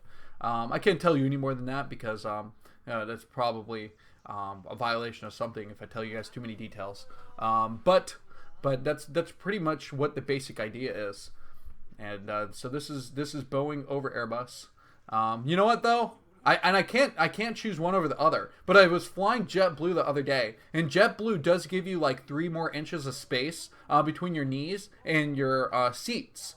So purely for space, like seating space, I have to give it to Airbus. But that's just because airlines decide they want to just try and get the more bang for their buck and go for the I don't know what game this is. Someone tell me what's happening here. Did we just join in on a late game? Did I honestly just talk through like the first 30 minutes of a game without noticing? Anyway, so and Boeing Airlines are getting that extra row, I believe, which is why you have that slightly less space. But all the technology in the Boeing aircraft is top notch, especially the new ones that are coming out. They are far beyond anything that exists right now. So the new aircrafts are going to be sweet. So they joined a stream. Can anybody translate the Korean names? Let me see here. Let me click on Mind. Wonder if his Korean name's going to show up here. Oh, so this is actually Mind. So this is Mind, and let's see here. Let's confirm if this is actually Mind versus Best, which I believe we are going to be seeing here. Oh, wow. So we are watching Mind versus Best, but we're just joining in? What the hell are we... We missing everything here. So, okay, we are joining in on this game. I'm going to assume that it's game number 1. And let's just start casting from here, right? This is the first-person view of Best, so that's pretty cool. Although I would prefer to see both sides so we could actually interpret everything that's going on here. Here comes the recall.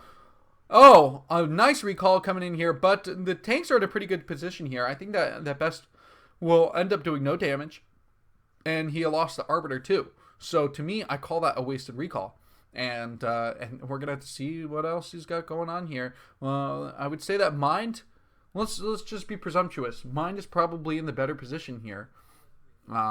He's got a decent amount of bases down at the bottom. It looks like he's got that max army to start pushing out across the map here. And because of that huge loss of units right there for Best, even with 3 macro and the huge army that he's got moving around, it's not huge enough.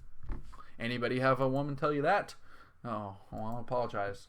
All right. So, someone put exclamation mark bracket. Okay, maybe I need to get some more technology up in this Twitch chat here. So if you do that, and something would actually show up. But I invest no time in figuring out the coding aspects of Twitch, unfortunately.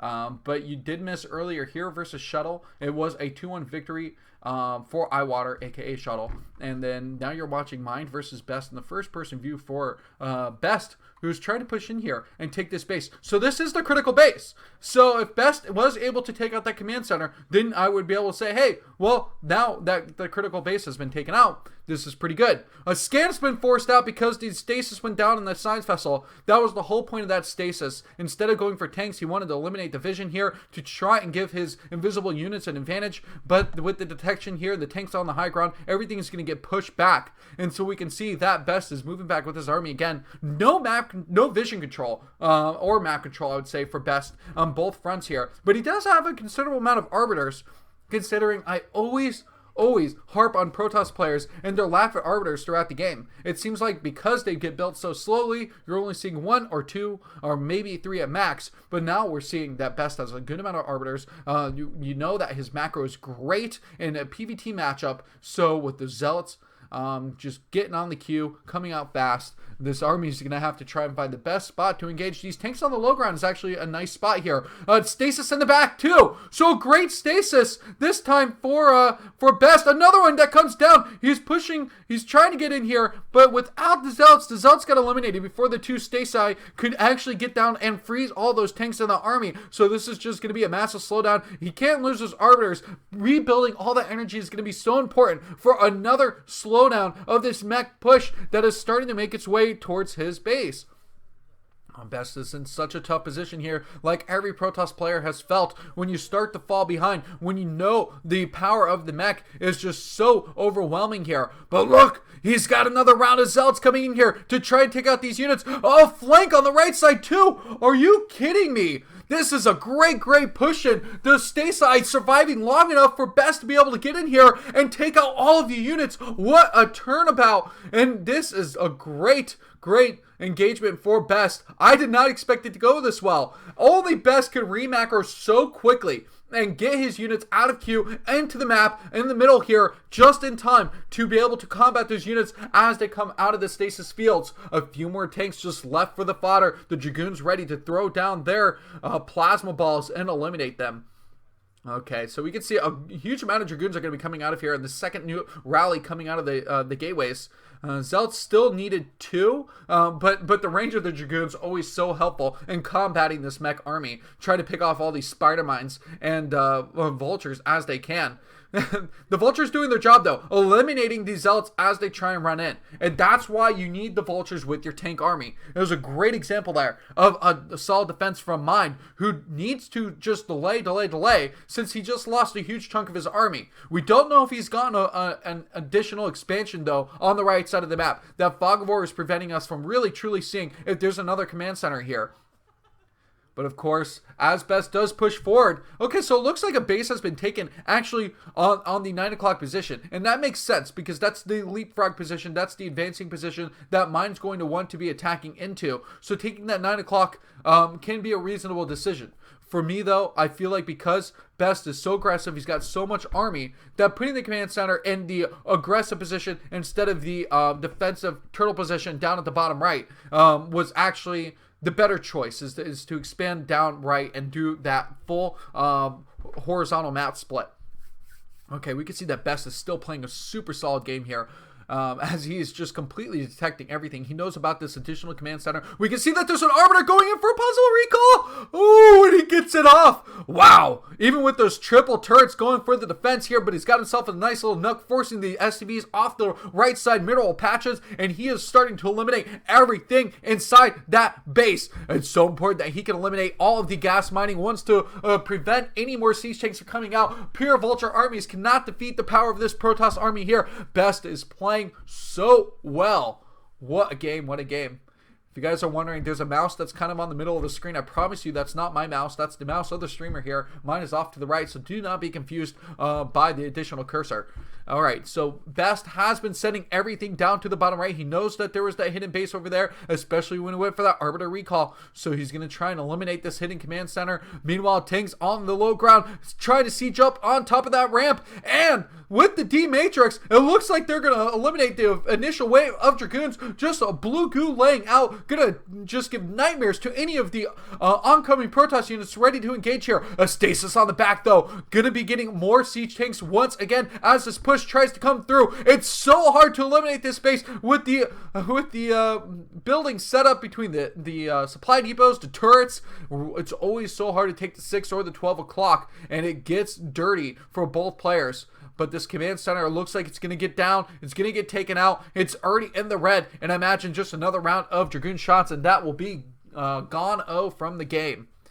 Meanwhile, Best has started to re-expand again. So he's been able to take that natural expansion from the top right base, and you usually see Protoss at an earlier stage in the game actually be able to expand and get up to these 7 bases, maybe 8 bases. But because Best delayed it so he could actually focus on more of an army tech, army centric build, and this has actually allowed him to take out that huge mech army. And now he's flying in with 2 different arbiters here to be able to force off and pull off this recall here. So units inside the natural base, a ton of zealots, and this is what I like to see. Zealots with a lot of heavy DPS can come in here, can move more agilely, and it's going to allow him to pick off units and SCVs at the same time. So SCVs have been pulled from this base. A lot of damage has been done. The mech army has been pulled back towards the natural. Now give it all this time.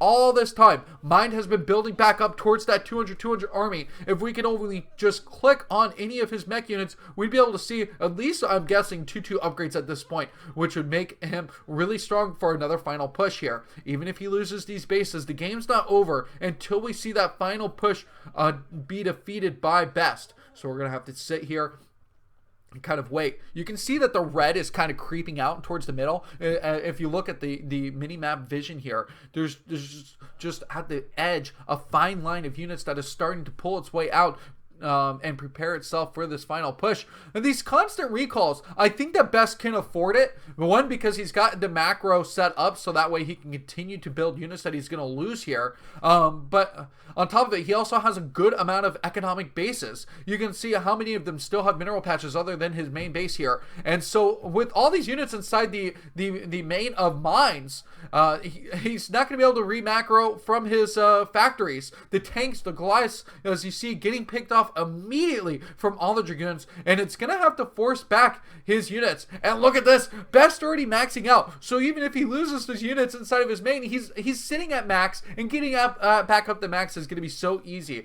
Oh, look at this, the Zealots running in here, going for the mine track. Oh, he gets to 2 tanks with the Zealot track there, and a final tank too, with that friendly fire. Man, the Terran army is not friendly to itself sometimes, and we're seeing that here. So many arbiters in this game. I'm loving all the recalls that we're continuing to see from Best, who is showing why Circuit Breaker is one of the best or most exciting recall maps there is in the map pool.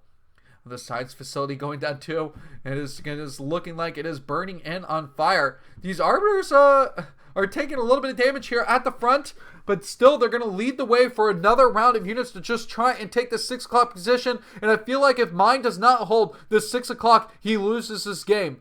And he's going to try and hold here, but everything is under the stasis element, and is completely locked down at this point. The entire army that was available, so much space blocked now. It's going to be a GG for Mind. Oh my. What a game indeed. Great job by best. Someone calling for Valve to nerf Protoss, please. My oh my. All right. Someone saying, I wish Klazart would co-host with me. That would be fun. I heard he's a karaoke host now. I don't know what that means. So he became a professional karaoke host? Does he go to like night bars and be like, I want you to sing The Rose? Or is he more like a stripper bar karaoke person? And at the stripper bar, he's like, okay, who's going to sing Pour Some Sugar on Me? Anything Leonard Skinner really is absolutely perfect for a stripper bar, from what I've heard. Someone's saying I thought he was a doctor. Well, you're not. You're a stripper before you're a doctor because you need to make that extra money. So I'm guessing he was a karaoke host, a stripper, that now made his money to actually become a doctor. Oh, that's right. All the people in that and shady enterprises will tell you that they're trying to make money so they can become a doctor. It's the future, man.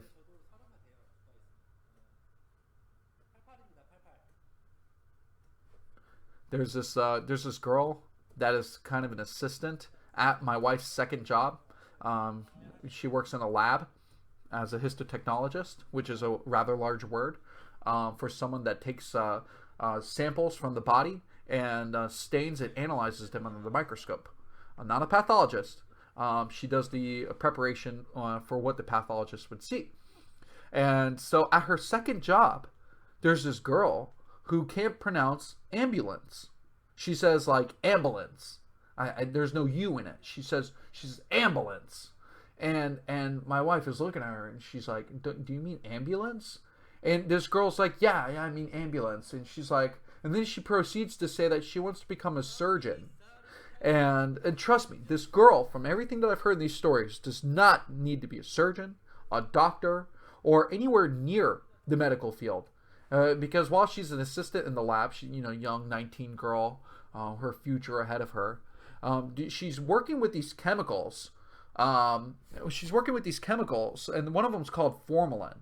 And formalin is like a corrosive, very, very aerosol, bad for you to inhale type, basically a liquid that you just don't want to deal with. So formalin, she opens up the bottle. And she's got an open container soda sitting next to the formalin. She's not wearing any gloves. And she's using this on whatever she needs to do in the lab. And my wife looks at her and she goes, please put on gloves. Please put a lid on this. And she's like, why? She doesn't understand the risks involved and any of the chemicals that she's working with. And I'm just like, this poor girl. I feel bad for her. She'll figure it out. But that's it. All right, let's end this rant. Let's go into game number 2. All right, we've got Project in the queue, which means that this is going to be game number 2 here. Is this an official game number 1, or are we going into game number 2?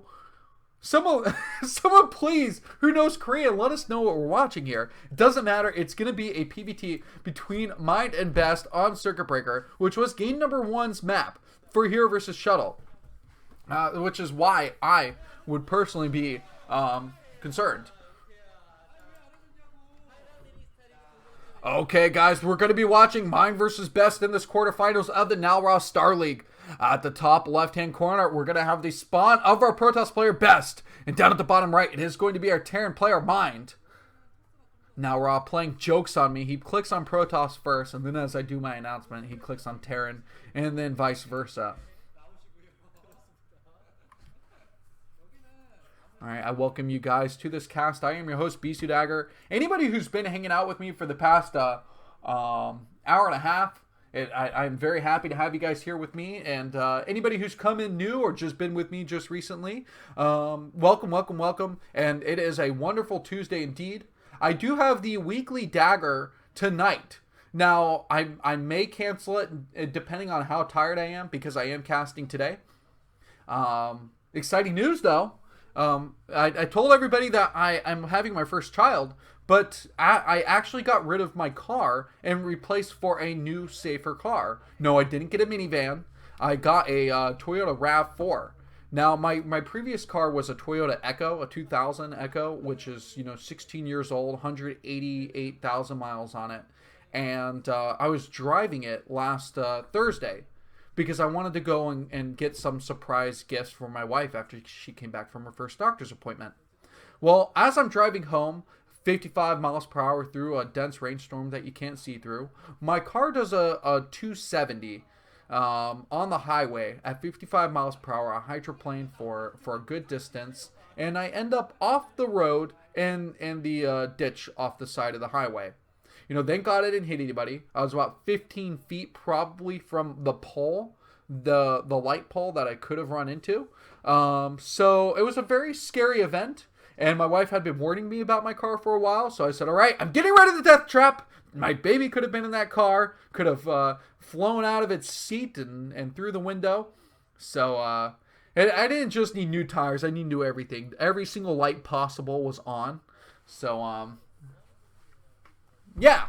And so that's my little story there. So I got the new Toyota RAV4. I told my wife after the doctor's appointment because I did not want her, who was already nervous for the doctor's appointment, to be worried about one more thing, obviously, me nearly losing my life.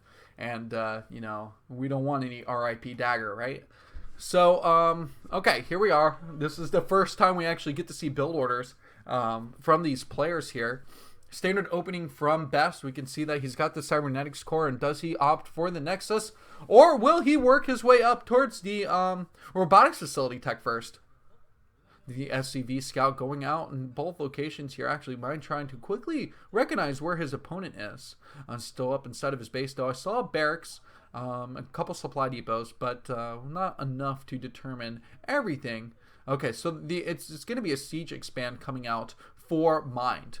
That's pretty solid. I can appreciate that. He does have cross spawn though, so he probably could have gotten away with a RAS expand if he wanted to. But nothing wrong with getting to the faster siege tech.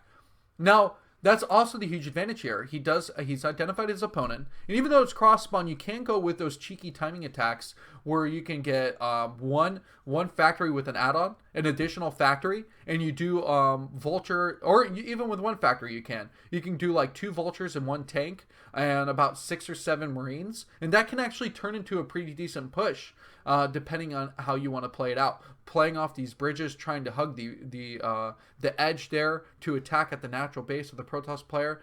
C pulls this build off so often, particularly on Fighting Spirit. But I've seen players do it on Circuit Breaker also.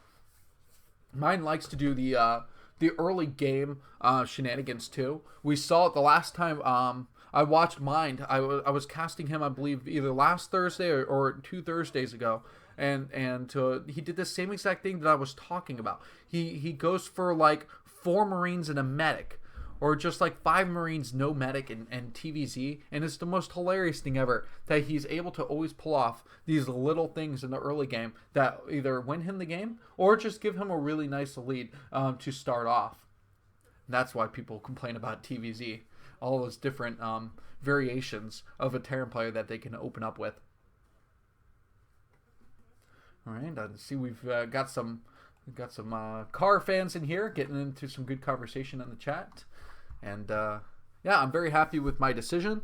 And this is like the most current car I've ever owned. Having a 16-year-old vehicle with manual windows and pretty much everything ancient in the car itself for a 2000 vehicle. I know it's no 90s or 80 vehicle, but still, nothing was updated for that time either. Okay, so we can see a couple gateways coming down, and with the robo done, and that's really just going to go towards the observer, in my opinion. The 2 extra gateways will allow possibly just a good amount of early Dragoons to come out. This is really interesting here, though, that we're seeing a command center, a faster command center at the mineral only.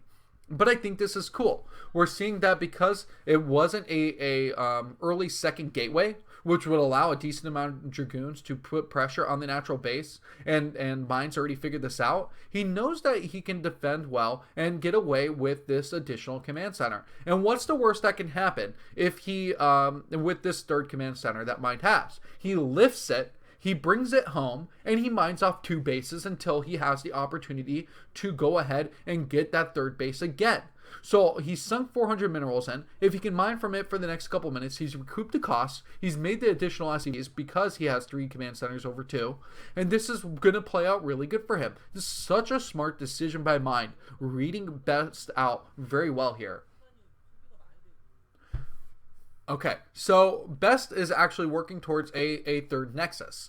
And, this is a standard timing. I won't say that he's too far behind, but just because Mind is already pulling off a very well planned out execution of the early economic game, I would say that Mind is just going to have that subtle lead in this game. Okay, so the first observer is going to be coming out here. So slow are observers without their upgrade, but so are scouts without their upgrade too, and zealots without their upgrade. What is it? Why does the Protoss army have to be slow all the time, and then you have to spend all your money upgrading into speed for every single unit? Why isn't the Protoss smart enough to equip their units with the best technology when you build them the first time? I mean, Stim makes sense for Marines. Look, Marines, you're not doing well. We're going to give you drugs so you can perform better. And then we're going to give you medics because these drugs make you sick. Okay, that's fine. But Protoss, you get equipped with the super suit. You've got the side blades. But no, we're going to give you slow legs. And you're not worth the time and money to have the better legs until we realize that you're getting spanked and you need better zealots. So... Stim zealots, that would be something too. Get those zealots on some drugs, indeed. But of course, it makes sense that a siege tank needs to upgrade its ability to get its siege mode, because you may not have all the mechanical gear ready and available for siege tanks to be sieged up. But there's no excuse for scouts to be so damn slow. It's not reasonable. If you're going to invest all that money in a scout and it takes so long to build, they provide so little in terms of attack onto the ground. Can't they give you something else? We need a unit on the Protoss arsenal that spawns other units, free units. Maybe the Scout in the Brood War HD is gonna fire out with an ability, just a plethora of zealots from its air-to-ground weapon, and the zealots can then go into attack. We'll call them it's like a Broodling equivalent of zealots. A Dragoon speed upgrade. Oh god. A Dragoon speed upgrade would break the game. I didn't even want to go there because the Dragoon AI is bad enough. Well, think about bad Dragoon AI on crack. I mean, those units would just be an absolute mess. Okay, so here come the Vultures trying to push in here. The Spider-Man getting a nice kill on that Dragoon. And so the Vulture's going off for another one here. Trying to get the pull-in. And it gets it. The Dragoon going down again. 2 Dragoons. Very nice play by Mind, who is making his Vultures go to work. And you can see the Asian troll faces on the right too. I did not notice that Nalra is looking upwards along with a duck. And you know what? If he likes the yellow ducks, that's fine. If you want to see something adorable, though, you go to Google Images and you Google turtle duck right now. It is the cutest thing ever. Someone put a tiny little shell on a baby duck. And I showed it to some people, some Boeing people in Seattle, and they put it as their wallpaper. It is so adorable. The turtle duck, the greatest invention by mankind. This is why we have GMOs. This is why we manipulate genes. Not to create cruel, hideous things, but to create adorable things like turtle ducks. All right, end rant. Let's see where we're at here. More gateways coming up. We can see that the Arbiter Tech has already come up. 4 bases for Best. 4 bases for Mine. Both these players playing for a strong macro game that we're going into next. This is awesome indeed. This is going to be a huge, huge game, just like we saw earlier from the first-person view of Best. All right, here are the Dragoons trying to defend on this ramp here. The Vultures coming in, trying to get their attacks off as quick as possible. One of the Dragoons going down. Oh, the re-macro here coming in for Best, and he's going to have just enough to keep the Vultures back. Now, here's the deal. I think most of those Vultures were Spider-Mindless. Oh, I lied. I lied so hardcore. They all just took a Spider-Man dump at that base as I was trying to say something completely incorrect. Mind you, couldn't be worse to me. Oh, Jesus. All right, so we see the dropship heading off towards the left, trying to go for a sneak rogue attack. Maybe 2 vultures in a tank, could be 4 vultures. Sometimes they do this to the Terror players decide to go for the double siege tank drop too. I don't know. We'll see. All right, so yeah, it's gonna be the siege tank and 2 vultures. I'm okay with that. That's honestly the better of the builds. Especially if the pull doesn't happen in time here. The probes can die off pretty quickly.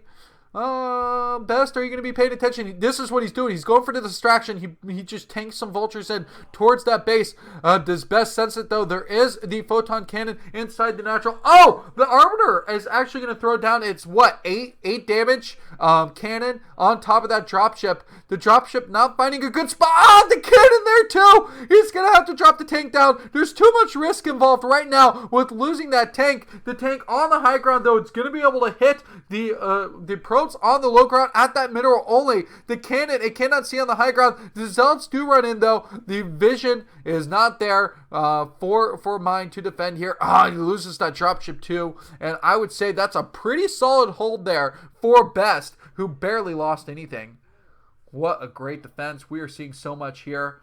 BisuDagger fighting. That's right, Evolution KSTX. Thank you for joining in on this fun here. I love that we've continued to sit of a peak over 100 viewers here.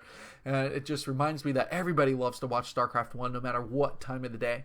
Of course, if you guys don't know, I cast weekly, twice a week on Tuesdays and Thursdays, the weekly Dagger. And if you miss those, go to my Dark Archon of Ire YouTube page or watch them in my highlighted videos. This Thursday, I will be casting recent Jaedong replays. We'll talk about that in just a second here. So a huge recall coming down, and this is what Best did in the initial game. I don't know if that was game number 1 or just a fun game that we were watching before from Best first-person view here. But Best did some massive recalls in the previous game to this one on Circuit Breaker, and now we're seeing that he's busting down this base too. This is a critical base, and if mine cannot hold here, then he will end up losing this game. Why? Because you need that third gas. It doesn't matter that he had the faster third command center, where he could get the initial minerals out to build a ton of vultures. This is just really crummy for Best, though, because he did not bring any zealots with that recall.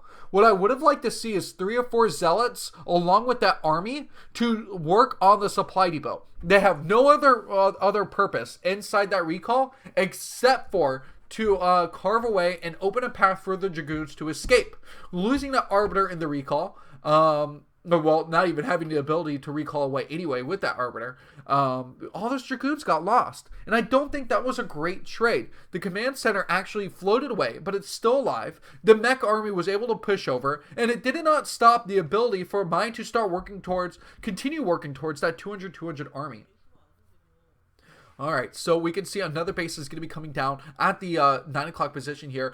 Best trying to work his way towards multiple expansions. I'd like to actually see him double expand, which he did. I believe he has a base down at the bottom left too, which is a tougher base to hold. And vultures are actually heading their way, if you can see the yellow converging on the minimap over there towards the bottom left. So mine pushing out with a pretty strong army towards the middle of the map. Meanwhile, Best is in some trouble here. He's going to have to go for a really solid hold. How many Arbiters does he have available? That's kind of the mystery we need to solve. Well, in the last game, he had so many Arbiters. And look at this. He goes for another recall again. He ends up losing an Arbiter. There's not going to be any stasis to slow this army down. And Best, he's kind of doing what Bisu does when Bisu starts to fall behind on Circuit Breaker, is go for these recalls that actually end up losing him the game instead of winning him the game, because there's nothing left at home to stop this army. But Best has transitioned into abundance of zealots. Why? Because there's not a lot of vultures to aid it with these zealots, or aid it with the tanks. And so the zealots are going to be able to engage with their melee range and their speed legs on this army, and they're going to converge so quickly here. Oh, a nice EMP though. That's going to soften up the zealots a lot. So what was a pretty strong force here is actually significantly weakened up by, oh my god, Zhongbi storms! Zhongbi storms! These High Temple are coming out like crazy. So hard to see under the cloak of the Arbiter, and it softened up all of the tanks. Beautiful play. So while stasis wasn't available, the High Templar storms were. another round could actually break this army. And I think that we are seeing a path towards victory for Best. He can hold on here. He still has the Nexus alive down at the bottom left. And this is just amazing. Oh, wow. So many times we've been seeing Protoss players in past lose to these mech pushes. I think Protoss is starting to figure it out. Between Eyewater winning the last ASL, Best showing his great games here, maybe PVT is starting to turn around and Protoss can win more games. There was such a sad era over the past year or two where I feel like Terran just always had Protoss numbers. Okay, here come the Zealots pushing forward again to push these Vultures back. There's no tanks in here.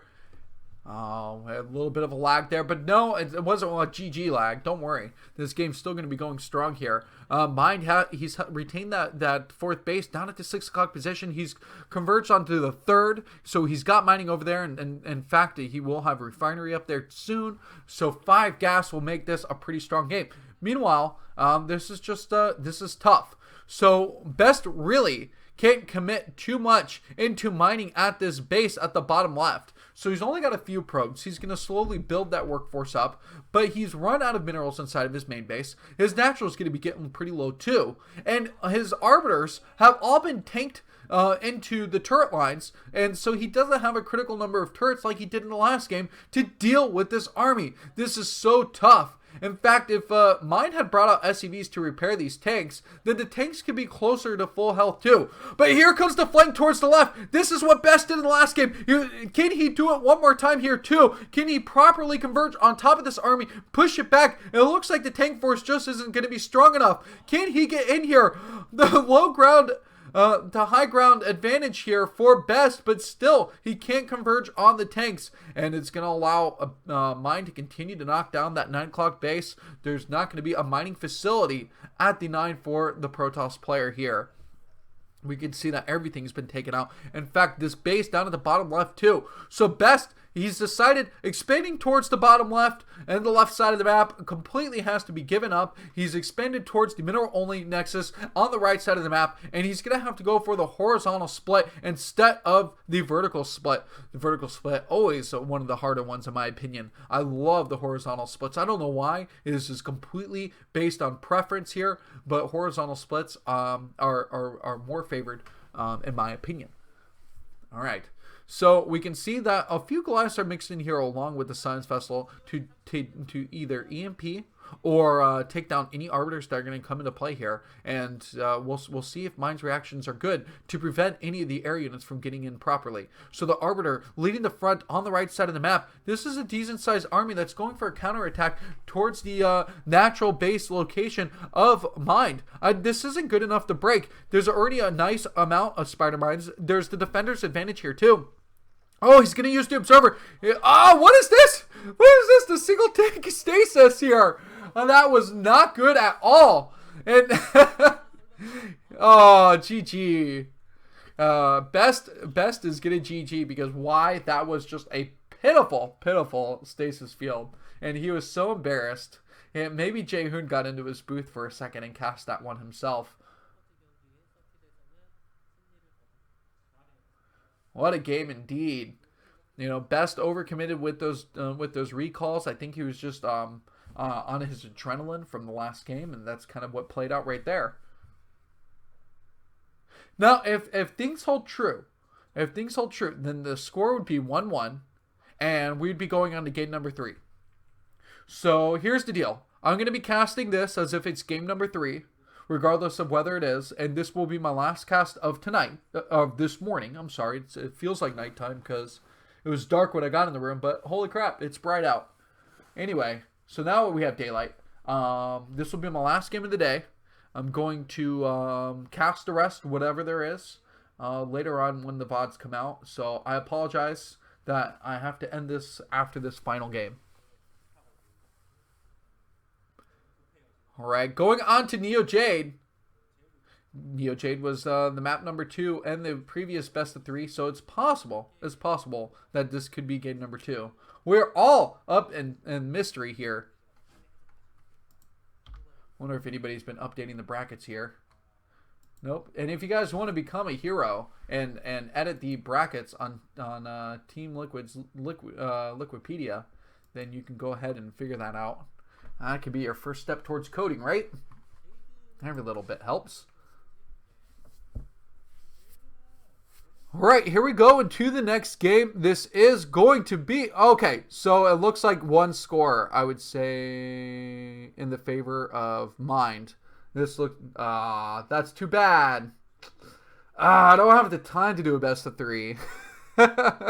Let's see. Maybe this game will go, like, super fast. Maybe we'll see some crazy cheese here. But, let me tell you guys while we're watching this, and I've got all of you still with attention. This Thursday, I am going to be casting Jaedong replays, not old ones, but current ones. I know that there was a little bit of controversy. People were upset. I had these replays. I was supposed to be able to cast them last Thursday. I want you to know that this Thursday I will be casting current Jaedong replays. Now here's the deal. I have several ZVZs between Jaedong and Zero that are lined up. Jaedong also going under the AKA of 424. But I find out today if I have the first replays of Jaedong versus a Terran opponent, which would be last. And I will know more. Actually, I'll know more tomorrow. So by Wednesday, I'll be able to determine whether we'll have just Zerg versus Zerg Jaedong or Zerg versus Terran Jaedong also. And that would be really cool. I hope you guys are super hyped up to see the the Tyrant in his current form. Because, of course, there is going to be Bisu, Flash, Jaedong, and Stork and a awesome little tournament that has just been announced on Team Liquid. Let me go ahead and discover that name too. This is the KT Giga Show Match. So we had the Legendary Show Match, which was all KT players, and then Bisu. It was Flash, Yellow.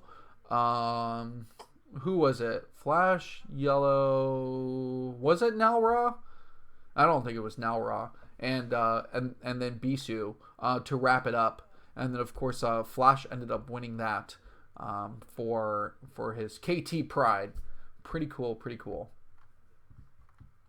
But otherwise, the results were pretty expected. Yeah, so Stork is going to be in some trouble. Now, here's the deal. I think we all need to just forgive Stork for what he said about all the streamers on Africa. Because he obviously was trying to steer support for StarCraft 2, since that's what he was pursuing at the time. But now that Stork is teamless... and Kespa has disbanded, or the Pro League has disbanded, Kespa still exists, then I really hope that we can all just cheer on Stork regardless. And even if he takes a win, I think we'll all just be really excited about it. But if Stork plays Bisu has an over 80% win rate versus Protoss. He's only lost, I think, 4 games versus Protoss since 2013. Maybe earlier than that. On the ladder on Fish, he never has a losing record versus Protoss players, and he usually floats an 80% record, if not higher. I think he had like 100% record the last month that he played versus Protoss. So best PvPer hands down, and that'll be really tough for Stork. But of course, with the record he's gonna get the SCV. Is he gonna get this SCV? Oh, it's going to get inside. Okay, so the scout is real.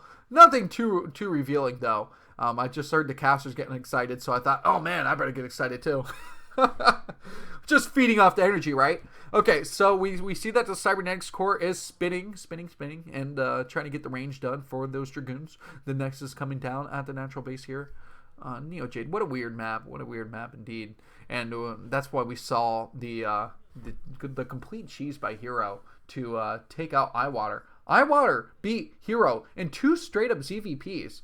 I think that not only does that say a lot for Eyewater, who's really turned around his Zerg versus Protoss play, but it says a lot about Hero because he's fallen now. 2 years ago, we were talking about him being the best player in the world. His defeat over Bisu and the Sonic Star League was so good. I mean, we all were so impressed by it. And then now, ever since then, he's had decent results, nothing else. And so I'm really sad that Hero has declined so much in his skill in ZVP. Yes, on 11/19. So November 19th, just 11 days away, there will be the KT Giga Show match. Now, KT has shown a lot of potential to get re-involved in StarCraft 1. And I don't care even if they make like a Super KT team. It would be awesome to have them just completely invested in the StarCraft 1 scene once again. From what I've heard from talk on the street is that KT is actually more of like an up and up company. They're actually really interested in the StarCraft scene. They love investing their time into the players, and that SKT is more of a like, well, KT is a competitor. We just need to be part of this because we need to compete with our competitor. And I don't care if that brings SKT in either with that mentality. It's kind of cool to know that one of the telecoms truly has passion towards the sport. Yeah, the Bisu and the KT shirt, that felt a little wrong. That is absolutely true. But whatever it takes to get the games going, to see Bisu live on TV. Bisu without eyebrows was so wrong. Can we just be honest? What do I think about the Brood War HD rumor? So I think there are obvious things that are coming towards for Brood War. Mike Morheim has shown an interest. There are job applications that have been put on their website with a myriad of descriptions. But let's talk about this in just a second here as the spider mines come down. The vultures have already cleared out most of the probes. That was a good pull for Best to pull his probes like that. And he's actually going to get all of the spiders? No. Okay, so he loses one Dragoon here. But that was a pretty solid defense, and the probes are going to work their way back over towards the natural base. So if you guys aren't familiar with Shield Battery, Shield Battery has also helped spark some interest. And honestly, I think one of the positions that opened up on Blizzard's website has to do more with the contribution that... I can't even remember right now. The guy who created Shield Battery, his contribution towards it had to be like a filled Blizzard role, so that way Shield Battery could be more of an official thing between the creators of Shield Battery and StarCraft 1 owners, which is Blizzard. So I think that's why that exists there. Whether there's an HD thing, I don't think that you're going to see better graphics created for all of these StarCraft 1 units. I don't think that that's going to happen, because unless they do a per pixel ratio, the per pixel size of all of the units, it has to continue to be sprite maps. And so they have to make everything to scale for every unit, or else they screw things up. If they make the Zealot a pixel off, or the Zergling a pixel bigger, they may not be able to fit through holes that they used to be able to fit through. And there's going to be dire consequences, because maps are designed to wall off at certain places, to give a certain amount of holes in certain places. So it requires certain defenses and offensive strategies to pull off. So I think that is where the major issue will come. So what I think is what will happen is more towards the aspect of providing a good server and online scene with Shield Battery over anything else. And what are we seeing here? Is this Fleet Beacon? Ooh. All right, guys. Fleet Beacon time! Yeah, we're going to see carriers coming out. The +1 attack on its way. Let's get focused back onto this game. If you have any other questions, I'm trying not to tell too many details in terms of the Shield Battery involvement, just because I know that's probably done in more of a privacy thing. So I don't want to say anything that I'm not supposed to. But yeah, Shield Battery is huge. It has really rocked the world. With the StarCraft world, with what it actually can do for everybody. A browser-based server system. This is really cool. All right, yeah. Now I don't believe that Blizzard could actually pull off a true Brood War HD transition, and so I agree with everybody that says it would be effed up. And Mike Morheim already apologized for what he did for the first time to damaging the StarCraft 1 scene. Let's hope that it's all just positive contributions. I think that Mike is a guy who works really hard. And so I give him credit for just trying to do what's best for his company, given the fact that he shares shareholders with Activision, which makes it also really tough. You're the CEO of your company, but the shareholders are the true owners of your company, really. So it makes it difficult, and you know, that's big business for you. Oh, the observer getting picked off there. Nice little move by the Goliath inside that base. So carrier tech's on its way. This has been a pretty passive game, and it looks like a fourth base is possibly going to get picked up here as units start to patrol over towards the left side of the map. Yeah, there's a shuttle out. Just an initial shuttle, not going to be doing anything. And a pylon does drop, so Best can work towards his fourth base location. Still no invite. More waves are coming. There was just another wave of invites for Shield Battery, so hang tight. I don't know how far we are away from a full version of Shield Battery, but it's certainly being worked on hard by all the engineers. You know, Tupacalypse is contributing as much as he can also. All right. Someone saying, I will buy it and learn SE1. Haha, awesome. You know what? I love that you can still find the StarCraft 1 battle chest in stores. I mean, it's got to be the oldest game that is still sold in stores. The fact that it is on, like, Best Buy shelves is just a testament to how awesome StarCraft 1 has been over the past 20 years of its existence. Okay, so mine's moving out with his mech army. He's sitting at 1/1 upgrades as he maybe just +1 attack. I'm sorry, as he pushes out here, but he doesn't have too strong of an army. This is kind of a rather weaker type army push out here, but he's trying to just establish in this mid game more of a map presence as he pushes out, tries to link up turrets as he expands the amount of map territory that he takes. So the carriers are out. There's a lot of Goliaths that have been built. So many factories available. And can you tell me whether mine knows that carriers exist or not? He definitely knows. And so he's coming out with a pretty strong force here. Tank light in comparison as he tries to hold down with Goliaths at the front line. Now, if these Zealots and these Dragoons can do enough to take out these Goliaths, the Marines actually going to die off here too. Then the carriers can just pave their way across the map and win this game. But the defense holds. The tanks are spread out in a nice line from bottom right to top left, and a great diagonal backward slash, as you could call it. And there's the hold here. So vultures are going to be able to reinforce at the front. Spider-Man's coming down, and now the siege tanks unsieging are going to be able to push and encroach down towards the middle bottom of the map. Here's the great part. He's just completely cut off reinforcements towards that 7 o'clock base. So only carriers can come in to defend here. They're going to have to bounce their way back and forth on top of this, cold water territory. It's almost ice water here. This is a very frigid map. And he's going to have to defend here, you can see, with just the interceptors, since the tanks and the vultures are cutting off all of the ground units from getting over to this base. But this is a great defense. There weren't all those critical Goliaths going over there to help take out that base, which would weaken up the hold on the ground with this with the split that Mind has. But he probably could have taken out the fourth base at the 7 o'clock position had he committed more units to that attack.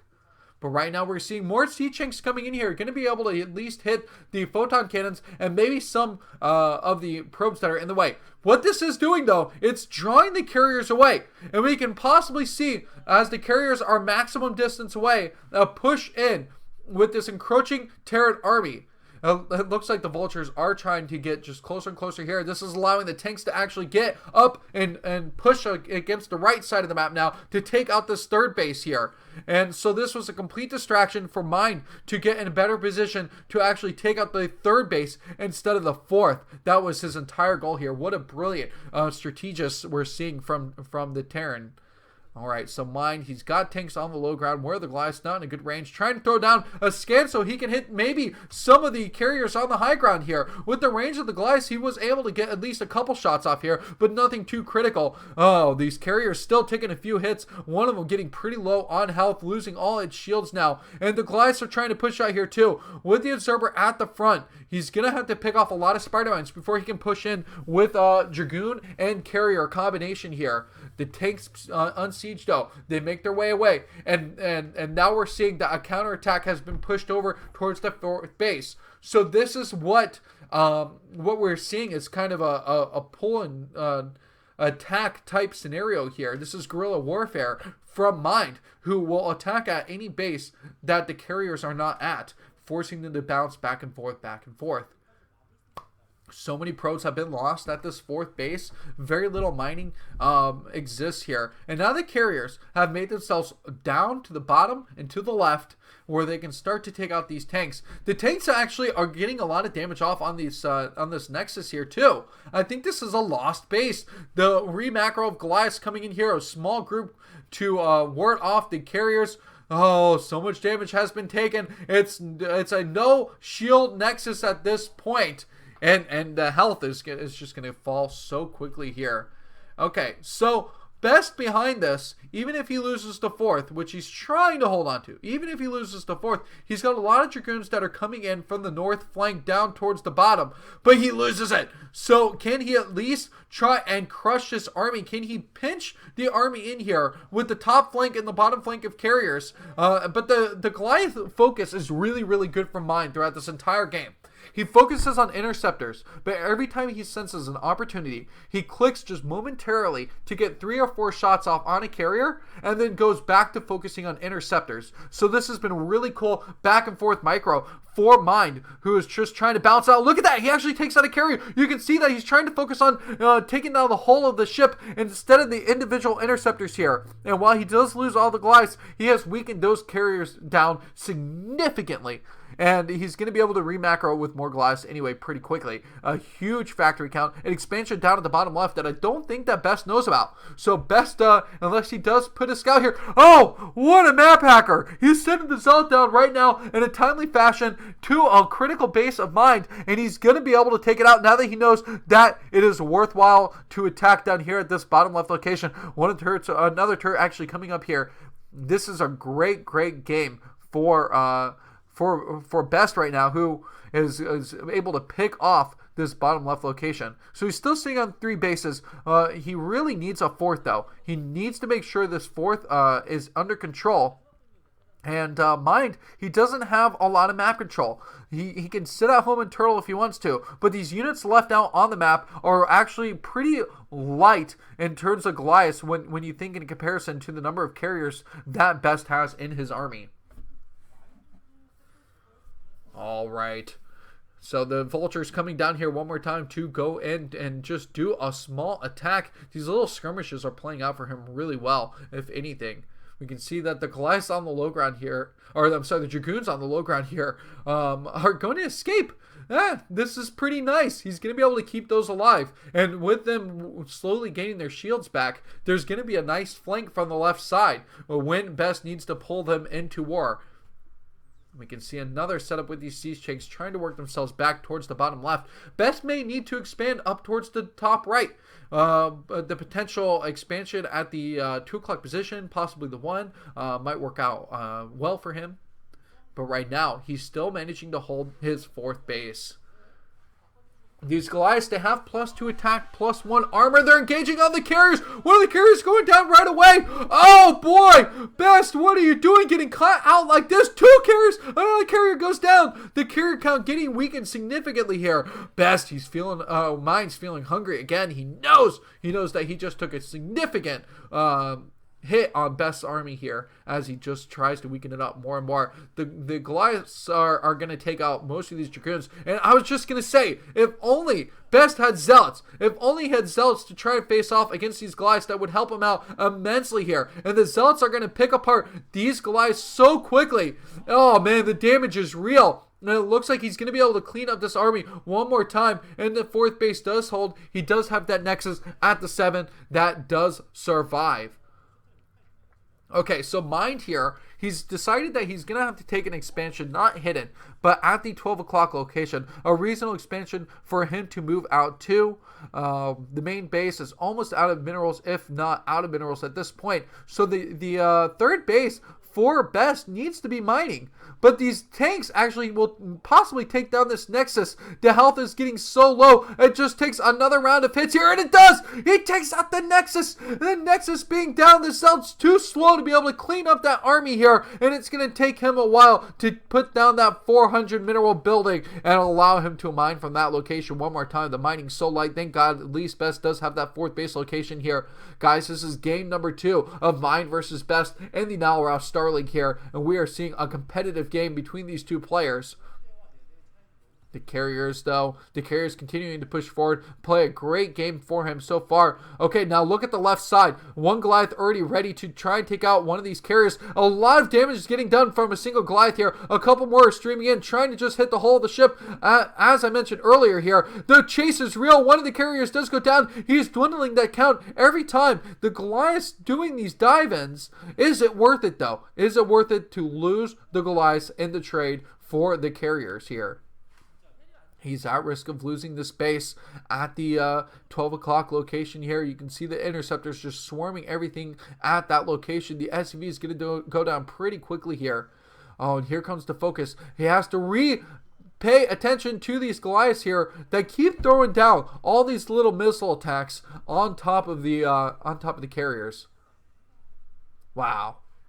So I would say that because Shuttle, Best is not starved for minerals because of his additional bases here, that it's okay that the Goliaths are going after the Carriers, because I think that the Carriers are just way too expensive. He's not going to be able to remake those the way he did earlier in the game. And look at that. The count is almost done now.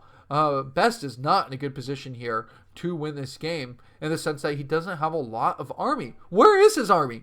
What does he have? He has a lot of gateways, but he has nothing left. It's just these Carriers that have been constantly attacking. He's so pro-blight. I wish we could see his worker count, because he doesn't have a lot of workers. But both players are running out of minerals. You can see only 2 mining facilities really for both players, as the mines have run out for the main and the natural of both Protoss and Terran. These Carriers can't afford to take any more hits. The tanks on the low ground here, this is so tough. The Nexus has been taken out again at the 3rd base location. All of the probes sent over to mine at the 4th base. Now imagine 2 or 3 vultures just sent by mine down to that 4th base at the 7 o'clock. This would be immediately game. Oh, the Carriers are almost dead right here. They look like they're about to get caught here too. The Goliaths trying to get as much damage off as possible. One more time, the army is getting caught in here. The Goliaths do go down. Oh man, if Mine wins here, we don't even have to worry about casting a 3rd game.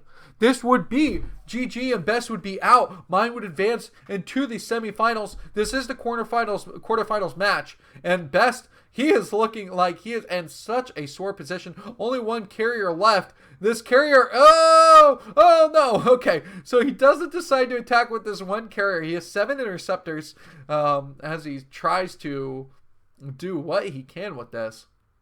No, this is nothing. The 3 Goliaths in that 1 Zealot, or the 3 Dragoons in that 1 Zealot, are going to go down very quickly here. How long until Best calls this game? Oh, here comes the Carriers! The damage is real! The Goliaths getting off their shots! There's no more shields on that Carrier. So little health is left. An 18 kill Carrier. Honestly, when you see 18 kills on a Carrier and you think, that's not enough. That is not enough for a Carrier. You expect the capital ship, the Uber ship, to be able to, Uber, wouldn't that be fun if you could Uber a Carrier to go from planet to planet?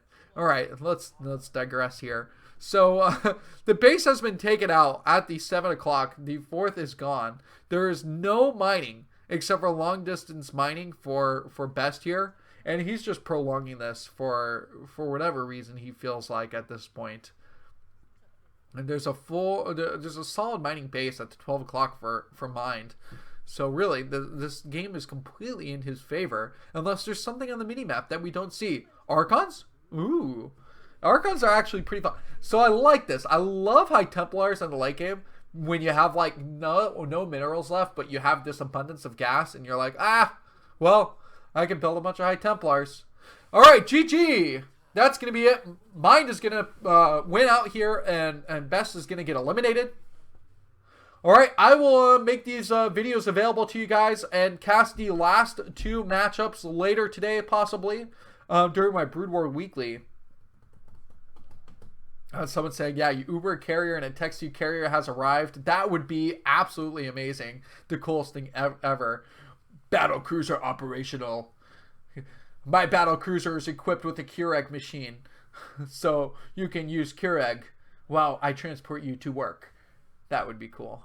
I don't know why Keurigs are the future, but I imagine that they still exist, even in carriers. Coffee is the universal constant, isn't it? Okay, everybody, thank you so much. If you want to watch my cast, want to watch the first games that I casted, you can go ahead and watch the VODs later. I will add them up, and I will add them to my BisuDagger caster thread on Team Liquid. Drop your comments there if you want to. It has been a blast these past 2 hours and 20 minutes, and thank you, everybody, once again. Take care, and have a good rest of your day. I will see you later tonight at 9 p.m., 9:15 p.m. Eastern Time. Take care.